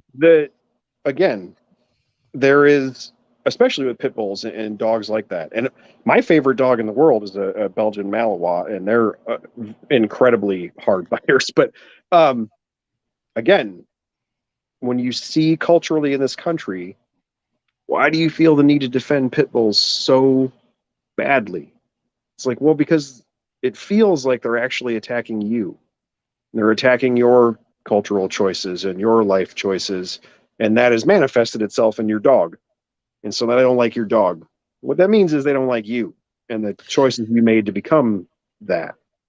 And Yeah. it's just an easier thing. It's easier to look down on those people and be like, idiot, you didn't have any money, you made bad choices, bought that stupid dog. Of course it got out. You can't even keep a job. You can't blah blah blah blah, all these bad things. So I can blame that. It's you.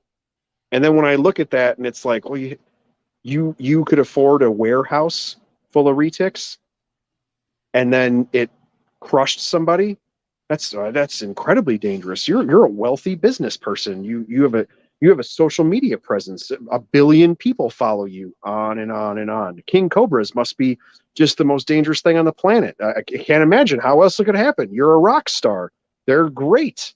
You don't ever look down on those. Well, I think you're right though. I think the reason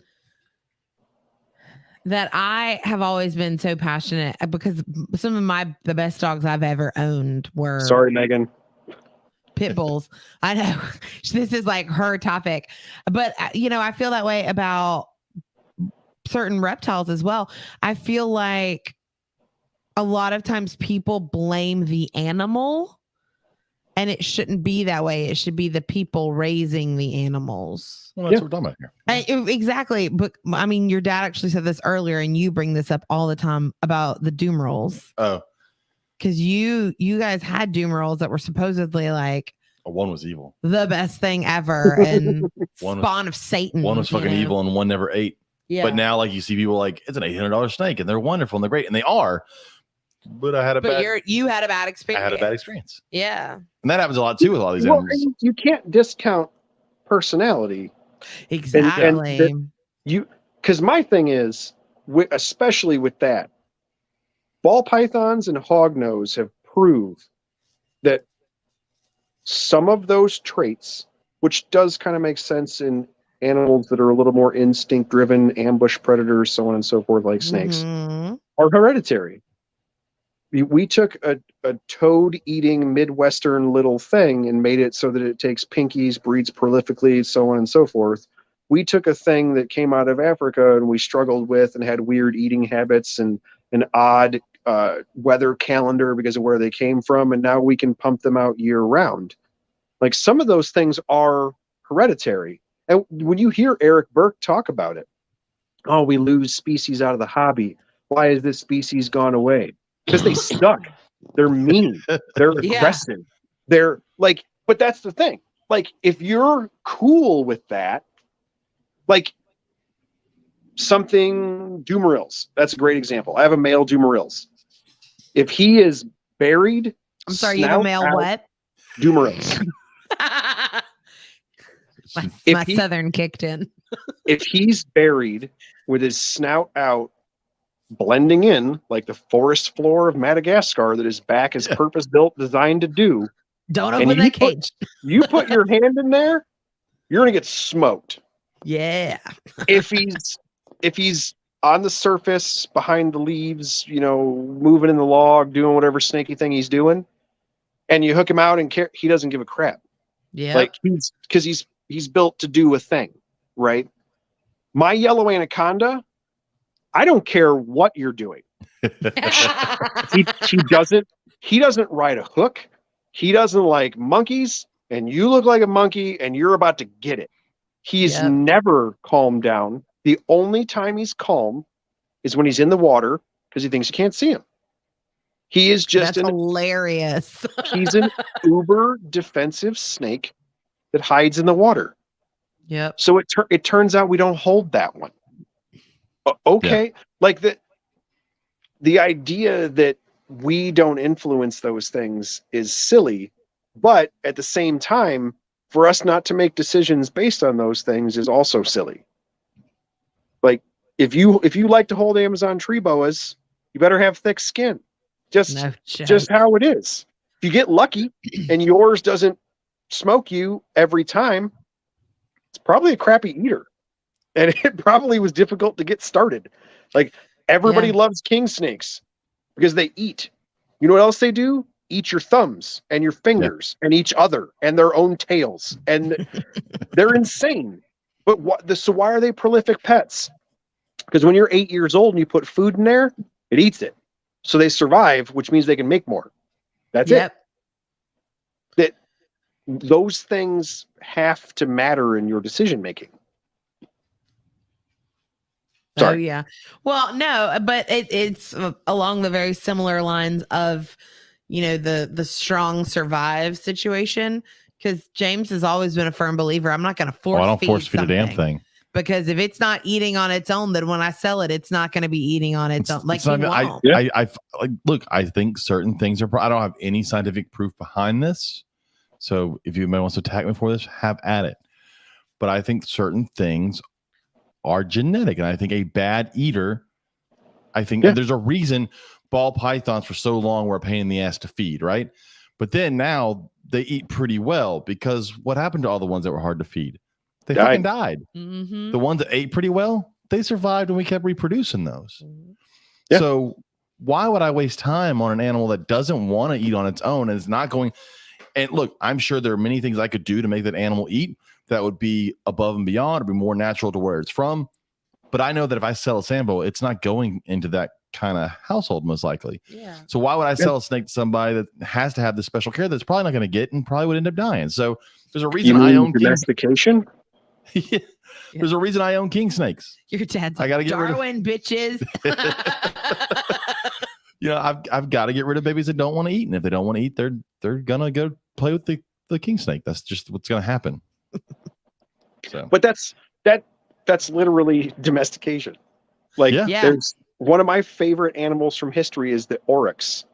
It's an 8-foot cow relative that altered the landscape of Europe, and Europe was forever changed when they got rid of it. They're crazy, and they hate people, and they just never calm down.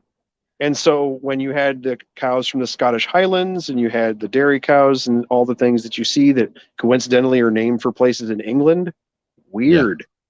Yeah. The people that lived there and brought all that crap with them when they came with the Romans didn't bring the insane ones that tried to kill them. They killed them and ate them.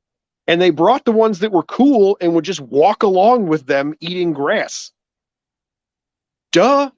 What are you talking? Like, how is that a difficult concept? Like that, I don't get it. I don't know. I'm no help in this argument. So it's on a few more of these responses. We had a lot. Oh my gosh, we're still not done. Yeah, no. Drew Schultz said, social media influencers who make the average keeper feel like they need to own the big ticket animals they see on YouTube. Yes. No, not everyone needs to have or should have a retic, a croc monitor, or a king cobra. Yes. And even the more generic pet YouTubers create a really unhealthy model for up and coming people to follow. But I want it. Well, and a lot of these YouTubers, just to make content, will go buy an animal. Oh, right? Yeah. That was the thing over. And so people were like, I need that. Oh, I need that one too. I need that one too. And that feeds into that thing that does tend to happen with a lot of reptile people, where they do kind of do that Noah's Ark thing. They just like, let's get one or two of everything. Right. Until they really settle into the hobby and they realize, okay, well, I don't like all of these and I don't like all of those, but I really do like this, and I'll focus in this area. But yeah, look, there are two dumbasses. Well, there's a lot of dumbasses in Florida, but there's two dumbasses in YouTube in Florida that will free handle king cobras, and I know the majority of people listening to this podcast think like us, and that's, again, it is what it is, but they agree that you probably shouldn't free handle cobras on YouTube. Look, if you want to free handle a cobra, again, you can feel and do things you want to do, but free handle that cobra in a closed room, let it bite you, and let no one ever find out you died from it. Right? Like, don't do it on a video on the internet where everyone's going to see it and they're going to assume, well, everyone that owns snakes would do this, and this is bad. He got bit, so no one should own snakes. No, he's an outlier. He's a moron. He's an outlier. He's not us. And so that's where the division has to happen. But if you comment on a video about how, even if it's a responsible comment, like a reasonable comment of, look, this is not safe, this is not something people should do, because I've done that on videos for those morons, because they get posted into a lot of the general Facebook groups, you'll have people come out of the woodworks who know nothing that will defend these people, because they're YouTubers. They've got tons of followers. They know what they're talking about. I don't know what I'm talking about. That guy knows what he's talking about because look, he's doing it. Well, look, I've dealt with venomous snakes too, but I didn't go, hey, let me just handle this bitch and see what happens. Yeah. One of those dumbasses is missing part of a finger for a reason. So, I mean, he didn't just chop it off one day. So, yes, they do get bit. But, sorry, small soapbox there for a second. Small soapbox. Damn, man. I get bothered by the influence. Look, two of the ones that Bill has not, but has mentioned, do bother me. And when it comes to fat retakes, it's not just the main one. There's another one who is big in the hobby, who seems to have his own Facebook group because, like, if you comment bad shit on there, you get kicked out of it. Has been known for obese snakes for 30 years now. So, well, and don't worry, the only reason that I can't troll those other people is because I don't own venomous. I only have one rear fang, so I actually have thought pretty hard, and it probably I'm pretty much going to make a like series of videos while I'm home, and then just kind of release them as I can through social media. The only thing I have that's rear fang is the Boiga, and I have a lot of the really small hooks, the really slender, like for baby viper hooks, and I'm gonna try and do something facetious with those, just to try to make a point, but we'll see. Well, yeah, that's the only reason I don't troll those people is because I don't have the collections to troll them. Otherwise, I would, because I feel the same way. I don't have the vast experience that look, Phil Wolf is a great person to talk to when it comes to venomous because he has a vast experience with it. Cody Bartolini, great person to talk to when it comes to that. But I have worked with venomous. I've held venomous snakes in my hand with tools and tubes, and it was for an actual reason to do a process on it to help save its life, not to go, hey, look how cool I am. Look at what I can hold. Right? There's no reason for that. Every time I see these field herpers posting pictures of them fucking holding a rattlesnake by the head, there was no fucking reason for you to pick it up. Go out there, take a picture, enjoy the moment, and then move the fuck on. Because now someone else is going to see that and think they can do it. Yeah. I have a weird take on the King Cobra thing. And a lot of folks have been posting about Steve Irwin recently on social media in like different remembrance kind of things. And I have a weird take on that one too. But so that dude did a lot of stuff that I think is dumb and dangerous and all kinds of things. But, and it's a really huge but, like there's a really big asterisk next to that, is you, and I don't really have a way to quantify it. You could look at that guy and like he meant it, or believed it, or it was genuine, or I don't really know how it was authentic, I guess is how you would say that. He would have been doing all that stuff without a camera on him. Right. But his reasoning, he had a purpose to doing it for, you want to show the world and so on and so forth and these things. And it was like, there's authenticity there. And I say that because the venomous YouTube folks that I don't troll them because I'm currently not able, but I would if I could, right? I would love to free handle an adult king cobra by myself. I just want to do it.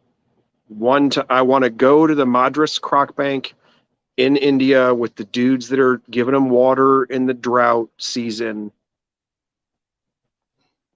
I dearly want to participate in something like that. The reasoning being, to me, and it's very similar to a croc monitor, there are very few species that I equate it to. Free diving with sharks, different things. It's a genuine experience of being around something that absolutely has the ability to end your life and is choosing not to. I think it's the consummate example of intelligence in animals, which a lot of people really struggle with as a concept. And I'm really far down the nerd rabbit hole for all this stuff. And is kind of how my life is centered kind of around that and a few other things. And to me, it's like ultimate experience, different kind of thing. And I think that's why I think those YouTube people are so bad, is like, dude, you don't even care. Like, yeah, you're doing it and it's a crappy example and Congress is probably going to use it to screw over my hobby, but like, you don't even care. You're doing it to show off on the internet. Really?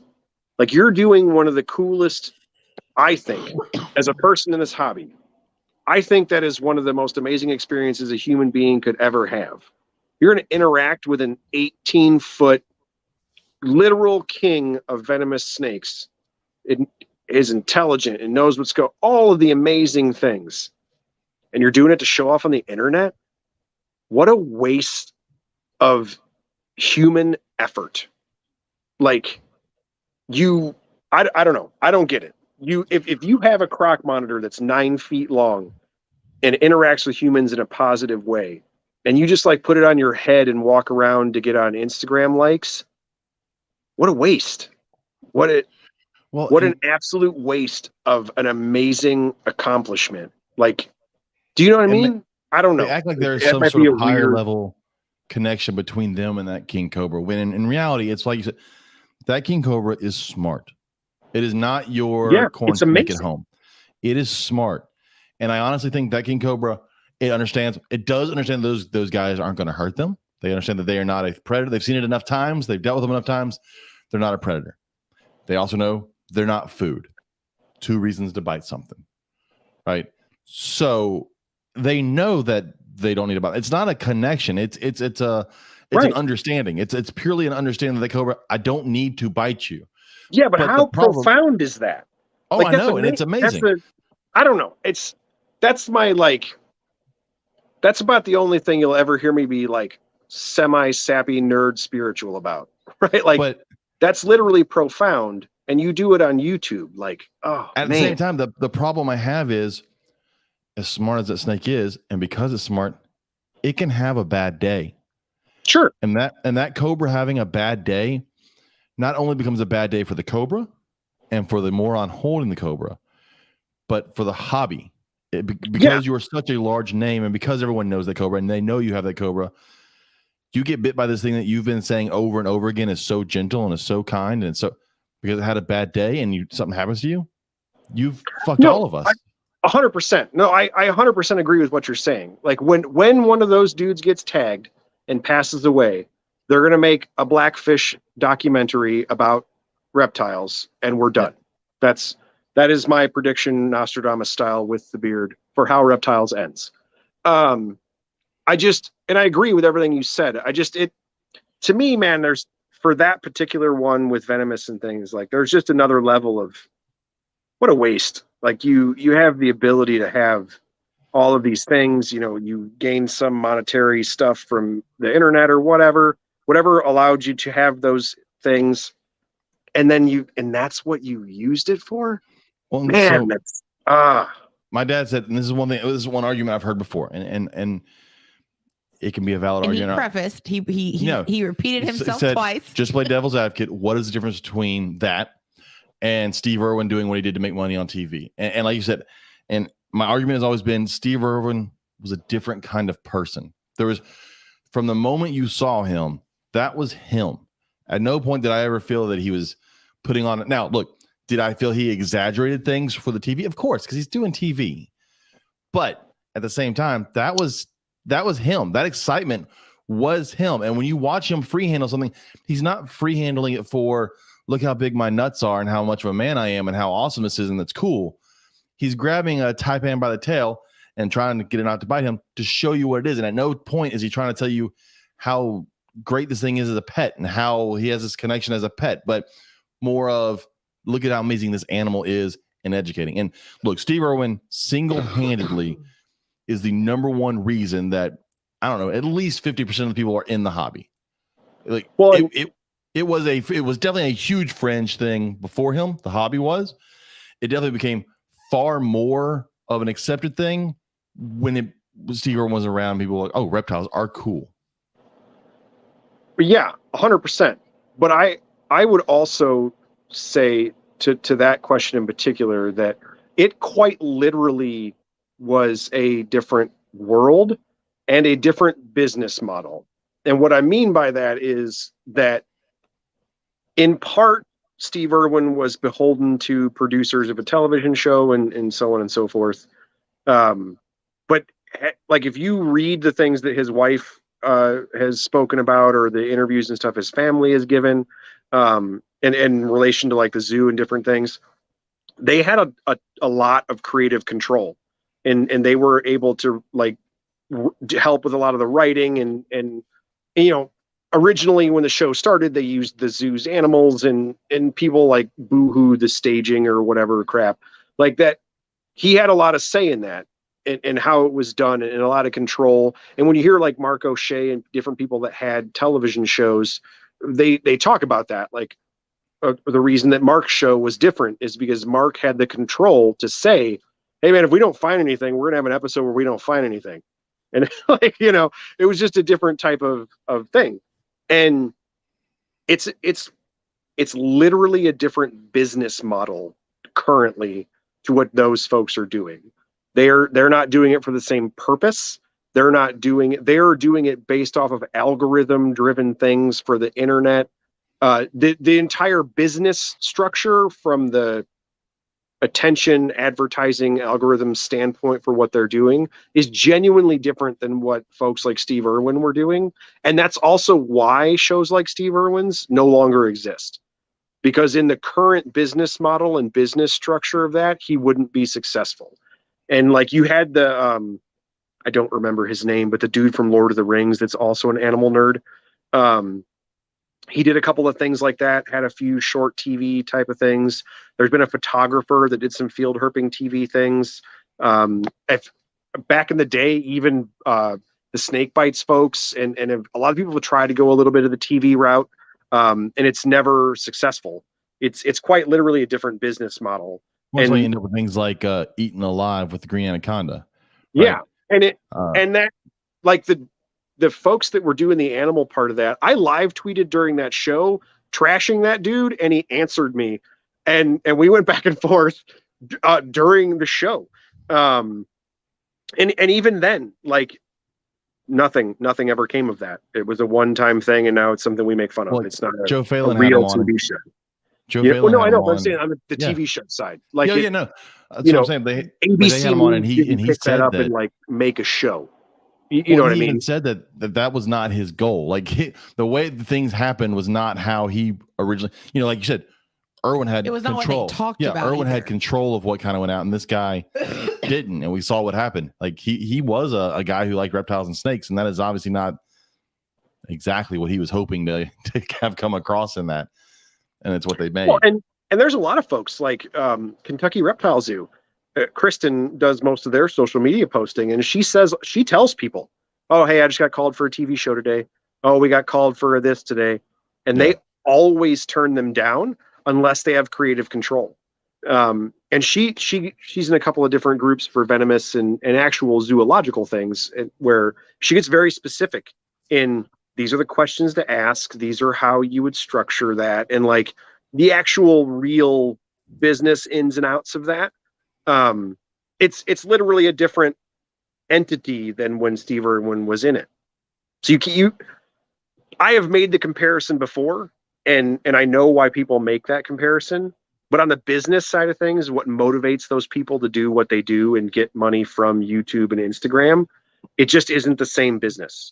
Well, and Chuck said he'd be willing to bet the YouTubers we're talking about in Florida would espouse exactly what you said about handling the cobra and being part of it and that whole mental thing. And then he says that it really just comes down to the perceived motives. I think they would too. And he said, like you, he believes that it's for likes, but they will say it's for the connection with the animals. Yeah, I think they would too. That's why I think that when they said that, is they'd be on Instagram Live holding the snake. Yeah. When I say that, I'm on my couch and I don't own one of those snakes. And if I ever did it, you guys would probably know, because I would tell you when I talk to you, but I wouldn't ever put it on here. It's not, you know what I mean? Like, there's That's quite literally putting your money where your mouth is. Go do something amazing when you make money off of YouTube, and don't put it on YouTube. Then it's valuable to you. And we'll know. If you don't think this is a giant high school, you're crazy. If one of those guys did an amazing thing and was like, "Hey man, I'm not going to film this. I want to do this." We would all know. They would, because that would be profound. It would be genuine. It would be valued by a lot of people, and we would know. And we don't. That right there tells you we like to think that our hobby is bigger than it really is, but it's not. In reality, it's a pretty small hobby, and that tells you that it is. Like, look, Bill, I know you, and we know Eric Burke, and we know so many different people across the country that do other things. And there's Chuck, and there's so many other people that you think, oh well, maybe it's actually not that big of a hobby. How do I know so many different people? Right. But in reality, it's not a ton of people, and they all know the same people I know. Yeah. So yeah, if someone does something good or bad, we find out about it. It doesn't have to be on YouTube if you truly meant it. Sure. But at the same time, I get the idea of someone wanting to record something that is good for the hobby and showing it. But there's a very tricky balance of, are you doing it for that, or are you doing it purely as a money grab? And to have the fame or whatever. Yeah. The recognition. My rebuttal to that would be, how many billions of people saw the Matrix movies? And how many people, I would bet it's almost the same amount, know that Keanu Reeves is known as like a really nice guy and does charity and blah, blah, blah. You ever see none him of it's you ever see him do that? No, it's not. But everybody knows. And we all participate in the thing that made him wealthy and makes him famous and so on and so forth. But the genuinely good things, I know that they happen. I never seen that dude. I never been to no soup kitchen he was at. No. I know it happens, right? Like it doesn't, I don't know. The two are not separate. And I honestly think, at least I really kind of hope, he's, I don't know, it's been up and down. Most things are. I think that's where Barczyk was going. Like, a lot of people poo-pooed him, and I didn't agree with some of the stuff that happened. I liked snake bites back in the day. There's pictures on my Facebook with the kids wearing his shirts. I loved it for kids. It was great. And then I didn't. And then he made a zoo, and I'm pretty impressed with that. And then I see some things I didn't really like at the zoo that were for clicks and likes, and okay. And so we're some good and some bad, right? But to me, that's trending that direction, right? Of, I did these things collectively. We were like, hey man, that's pretty cringy. That's not cool. Don't do that, And that person was like, I get it. I'll do this. And now there's still a couple of cringy things because, okay, but net positive, right? Well, like my dad said, to the point, the world has forced the business model to change, and the only way to make money is to change with the times. And unfortunately, disagree, but okay. I understand what you're saying. I logically accept your point. I disagree that there is not a different method to make the money. The problem is we go back to think about the views on YouTube. If you were to compare someone showing an educational video on snakes versus someone getting bit by a snake or almost getting bit by a snake, the almost getting bit is the train wreck thing we talked about earlier. People would rather watch a train wreck. I would argue Emily, right? Emily went viral for getting bit by things, which to me, huge negative. However, she, for one thing, in the video where she got bit, in context, was actually very educational. The way it was taken, usual social media trash. Mm-hmm. She doesn't have any control over that, which sucks, but she has control over how she reacts to all of the attention that she gets. And how she reacted to all the attention that she gets is to cater to her very young audience. She looks and sounds like a librarian, and and teaches in that way and presents in that way, wholesome, positive, so on and so forth. And pretty sure she's doing really well with that YouTube money and is also using it to build a facility. Would you say she's an outlier more than the possible norm? I mean, don't get me wrong. Her and Ed have worked their ass off to be where they're at. I would say she currently is an outlier by her choice of style. Yeah. It's normative when you consider her use. She uses that algorithm exactly the same way that they do, but her algorithm is designed for elementary school kids and middle school. Her aim is different, right? She's aiming at a different demographic. And I put things on YouTube that are educational, and you have to say for kids and do all these. There are steps, right? I understand. Still worked. She's got more views and follows and clicks than a lot of those people. So yeah, and so I'd say Clint is probably the closest to her, but I don't know what the following difference is. But I'd imagine Emily's is much higher than Clint. There's also, to me, there's also an integrity side of that, to where, look at Dave, okay? Dave does not have the audience. He has an audience. Yeah. But not like that. No. However, I've had the opportunity to hang out with Dave. I hang out with Ryan and that crowd a little bit more than most folks do. And what I know about Dave is that Dave, when you look at his views and clicks and follows and so on and so forth, what none of us get to see, of course, is how much of the thing are they watching after they click on it. Yeah. And for him, it's almost all of it. It's not YouTube shorts in a minute or two. They're watching 45 minutes of this long-haired nutball run around Israel digging up lizards.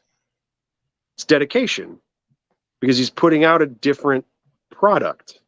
He's definitely getting a more reptile hobbyist versus a newcomer. Agreed. But my thing is that he can show that, and he doesn't have to show that. YouTube is aware you're doing it on their platform. They know, right? But YouTube or Instagram, any of them, that's categorized, that's recorded, that goes into the algorithm, that goes everything. Because again, this is an attention-driven circumstance, which goes into the monetization of things. And a person like Dave can show, I've only got like 500,000 people that follow me, but 480,000 of them watch 40 minutes at a time. And then an advertiser is going to go, oh my God, that's like freaking TV. You know how much money we spend on TV? Different animal. This dude is going to be like, people click in to see if I get bit by the snake because they're looking for the NASCAR train wreck. And then when it doesn't happen, they click off. Nobody cares. They'll be like, Jesus, we got to get an ad in the first 13 seconds. And it changes the conversation. The literal business model is different. And I know for a fact that both are effective. And you are choosing to do the one that you are doing. So if both are effective, now it is a choice. And you're choosing to do the easy one that's flashy and stupid and dangerous because you can. You're not putting in the time and the effort and the money that those people are. That's why people look down on it. If there was only one way and you were being forced and like, hey man, this is how I make my living. This is what I got to do. And then part of me would be like, that really sucks and I don't agree with it. And part of my brain would be like, what I say at the start of this podcast, shut up, go to work. Yeah. I understand. Hey man, yeah, I got bills to pay, dude. I get it. I know why you're doing what you're doing. However, this dude does that and he don't do it that way. He pays his bills. Yeah. So you're choosing to do it that way. Well, then that's not the same. I agree. Now, with that said, it's over 2 hours now. Sorry. No. It was great. This has been an awesome night. It's been a great go. Look, this is the first time I have not made it through all of the. There were still a bunch of responses, and I apologize to anybody else we didn't get to, but most of it was the same thing over and over again. It's a collection of things. There is not one thing that is going to, as much as someone wants to go, This will it's be going to be the downfall. YouTubers that are our downfall. It's going to be the hot handlers that are our downfall. It's going to be it's all of it. It's the whole thing that if we don't find a way to take control of the narrative, that it will be.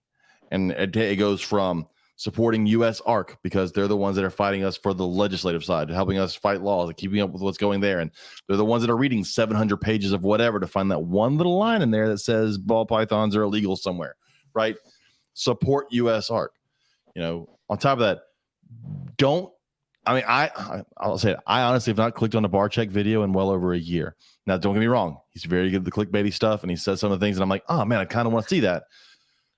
But I know the game, and I know clicks are the game, and I don't give them to them. So be very deliberate in who you give attention to and who you tell people to go watch and who you tell people to pay attention. And everything you do in the hobby counts. And the moment you start to think that whatever you do doesn't count, you're right. You're right. It doesn't. If you think it doesn't count, at that point, it doesn't count. You might as well leave. You're no longer part of the hobby. Everything you do counts. Whether you are on a podcast telling folks, look, this is how you do this. This is what I think. Or if you're going and doing public outreach and showing a kid that snakes aren't evil and they're not killing people and they are wonderful. Every little thing you do counts. And with this whole list of different things, yeah, it's all going to be a problem. And we've got to be proactive. So I just always, I don't know. I've said it probably a bunch of times on podcasts that people are tired of hearing, but the Winston Churchill quote about small groups of people, he says, never doubt that a small group of thoughtful, committed citizens can change the world. Indeed, they're the only ones that ever have. Yep. Yeah. That's it, man. I just saw, it actually got shared in the group chat for Herpeticulture Network, making fun of it, that there aren't hangouts like Friends or That 70s Show. Friends don't hang out like that anymore. They all hang out in a group chat, named Stupid Cunts or whatever, making fun of it. Yes. And that got shared to our group chat, obviously.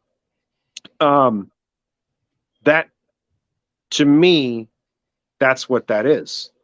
And we keep talking about it, because people randomly get added to the group chat. And I talk about it on my podcast a lot of how guests come to me. I search some of them out, but most of them are recommended to me by people or are in my friend group. And I started out knowing most of them personally, and now I definitely don't. But that's what it has to be. And it feels insurmountable because we contextualize it for social media. They have so much reach and so much influence and blah, blah, blah, and whatever. And in part, that's true. Just accept that and move on. However, we all listen to Owen and Eric that get super mad because now Madagascar giant hog noses and white lips are really expensive because they really like them. I listen to Justin complain because now Bairds are really expensive because he really likes them. I listen to Jake talk, man, people need to stop buying the Rhodia. I want to buy them, and they're influencing herpeticulture. And they're just random dudes that like water snakes that smell bad, Yeah. But it is influencing things. And again, my opinion, I don't think it's because they have that big of a reach. I think it's because they're so into it. That when you listen to Owen talk about snakes that hate him and are supposedly hard to breed, but somehow just make babies in Pennsylvania, and then everybody's like, that's the coolest thing I've ever heard of in my life, and there's a little bit of, you don't want to drive it, and then people have, buy things they shouldn't or whatever. But you cannot discount the fact that it's influential. It is. And in a positive way. I don't know. People discount their ability to influence because they feel like they're being overshadowed by what, honest to God, is just a giant computer designed to run advertisement. And if you're not trying to be friends with an advertising computer, you're trying to be friends with some nerd who likes to keep frogs in boxes. And if you want to take your quote even a step further and make it more individualized, I mean, Dr. Seuss said it. Unless someone like you cares a whole awful lot, things aren't going to get better. They're not. I mean, and that takes it just even one step further. Yeah. Well, I have no quotes because I don't read books or read quotes from people. So I'm going to go ahead and try and close this out before civilized individual. it's been a great conversation, and I really hate that Robert missed it. I know that he would love to have been a part of this. Really upset that he's missed it too. I'll come back. I would say in the next 6 months. in 6 months when we can get Bill back on the schedule, we'll hey get Bill man, back. come on now. I unofficially might be down in your part of the country sometime soon. We'll see. Then you have to let us know and see if we can For, make that work out. Work purposes. So Come on, I'll feed you. Bring it on here. down. Just throw them back out there again. If you want to save 15% on VivTech products, use code Gumbo22. Artists, reach out to us. We would love to do something. Get your art on our shirts, signature on it. I think it'd be awesome. Even if it's a kid that draws a tube snake, I don't give a shit. I'll put it on a shirt. That's so cool. I had something else that I wanted to do. Oh, our giveaway for this month, we will have it up within the next 24 hours. Again, thanks to Repticulture, $50 gift certificate to Repticulture. Wonderful store down here local to us. But again, they ship, so you can get something through them. I think that's it. Bill, if they want to reach out to you, listen to you, talk to you, what are all the ways they can do that? Oh man, Facebook, you can find me as me, or you can go to Coal Black Exotics for the educational side. That's myself and my wife, Teresa. It's actually now mostly Teresa and our daughter, Indira, that have been doing tons and tons of shows, which is pretty cool. It has not slowed down at all. On the podcast side, what's up? Indira does the spiders. Uh-huh. Yes. Yes. Okay. Yes. He was She making does. sure he had the right kid. Yep. Yeah. She continues to they have plants and it's getting crazy. I love it. On the podcast side, I do Lizard Brain Radio, which is part of the Herpeticulture Network. So that's been really cool. I currently have guests booked out to the end of the year. I do every other Sunday. Same thing. I use StreamYard, do it live, all that cool stuff. And we talk to lizard nerds. Yeah, go like him on Facebook so that way when he pops up live, you see it. You can join his video. If go on TikTok, He's Yes, go so TikTok. excited. Oh my gosh. go look at that. And I'm gonna keep making ridiculous troll videos, but that initial one with the absurd hashtags. By the way, hashtag stop fingering eggs and obese retics suck. Click on those. Man, come on. We have to. I need real We're this nerds. close, we got to make it. It's Yeah, so I much need kid real friendlier nerds. than my finger fucking eggs. Yeah. It's so much more kid friendly. Yeah, and that one that is very particular. Go do that. Again, you can find our store on our Facebook page. Go order a shirt. There's leggings. I really had fun just making the random shit that Printful had up for sale, and I just put our logo on whatever I could. I will get more shirts out. I have a plan to put our original logo on the back of one, our new logo kind of on the pocket, kind of the same way I want to do some of the art shirts. We could do those. We will be back. Oh, next week. Next week we will not be here. We're taking off. It is Thanksgiving week. We're taking that off, but we did some interviews at the Pearland show. And so we have some interviews coming out. Stuff coming there was some, if you want a lot of reptile talk, it's probably not going to happen in those interviews, but they are very entertaining interviews. They really are. So that will be here next week. I may actually throw in some. I still have some from like 15 shows ago that some interviews that I'll throw in there as well. We'll be back in 2 weeks. I have a guest loaded up for that one. And hopefully Robert will be feeling better. Katie may be here. We may all actually be here for a podcast. Maybe. I'm thinking of the date. Probably not. It probably won't happen. No. I don't think I have anything that Tuesday. Oh, that's great. So, Bill, thanks for coming on. It was wonderful talking to you. I love having you on every time we can get you on here. Yeah, it always runs over. Sorry. No, That's don't be okay. sorry. Don't be sorry. It runs over because they're great conversations. So that's why it's wonderful. Amanda Reddy said, Bill, reach out if you ever want to know about our side of Panther Chameleons on your podcast. The Reddies, they're amazing people. They do amazing Panther Chameleon stuff. Hey, They do. message me on Instagram so I can find your page.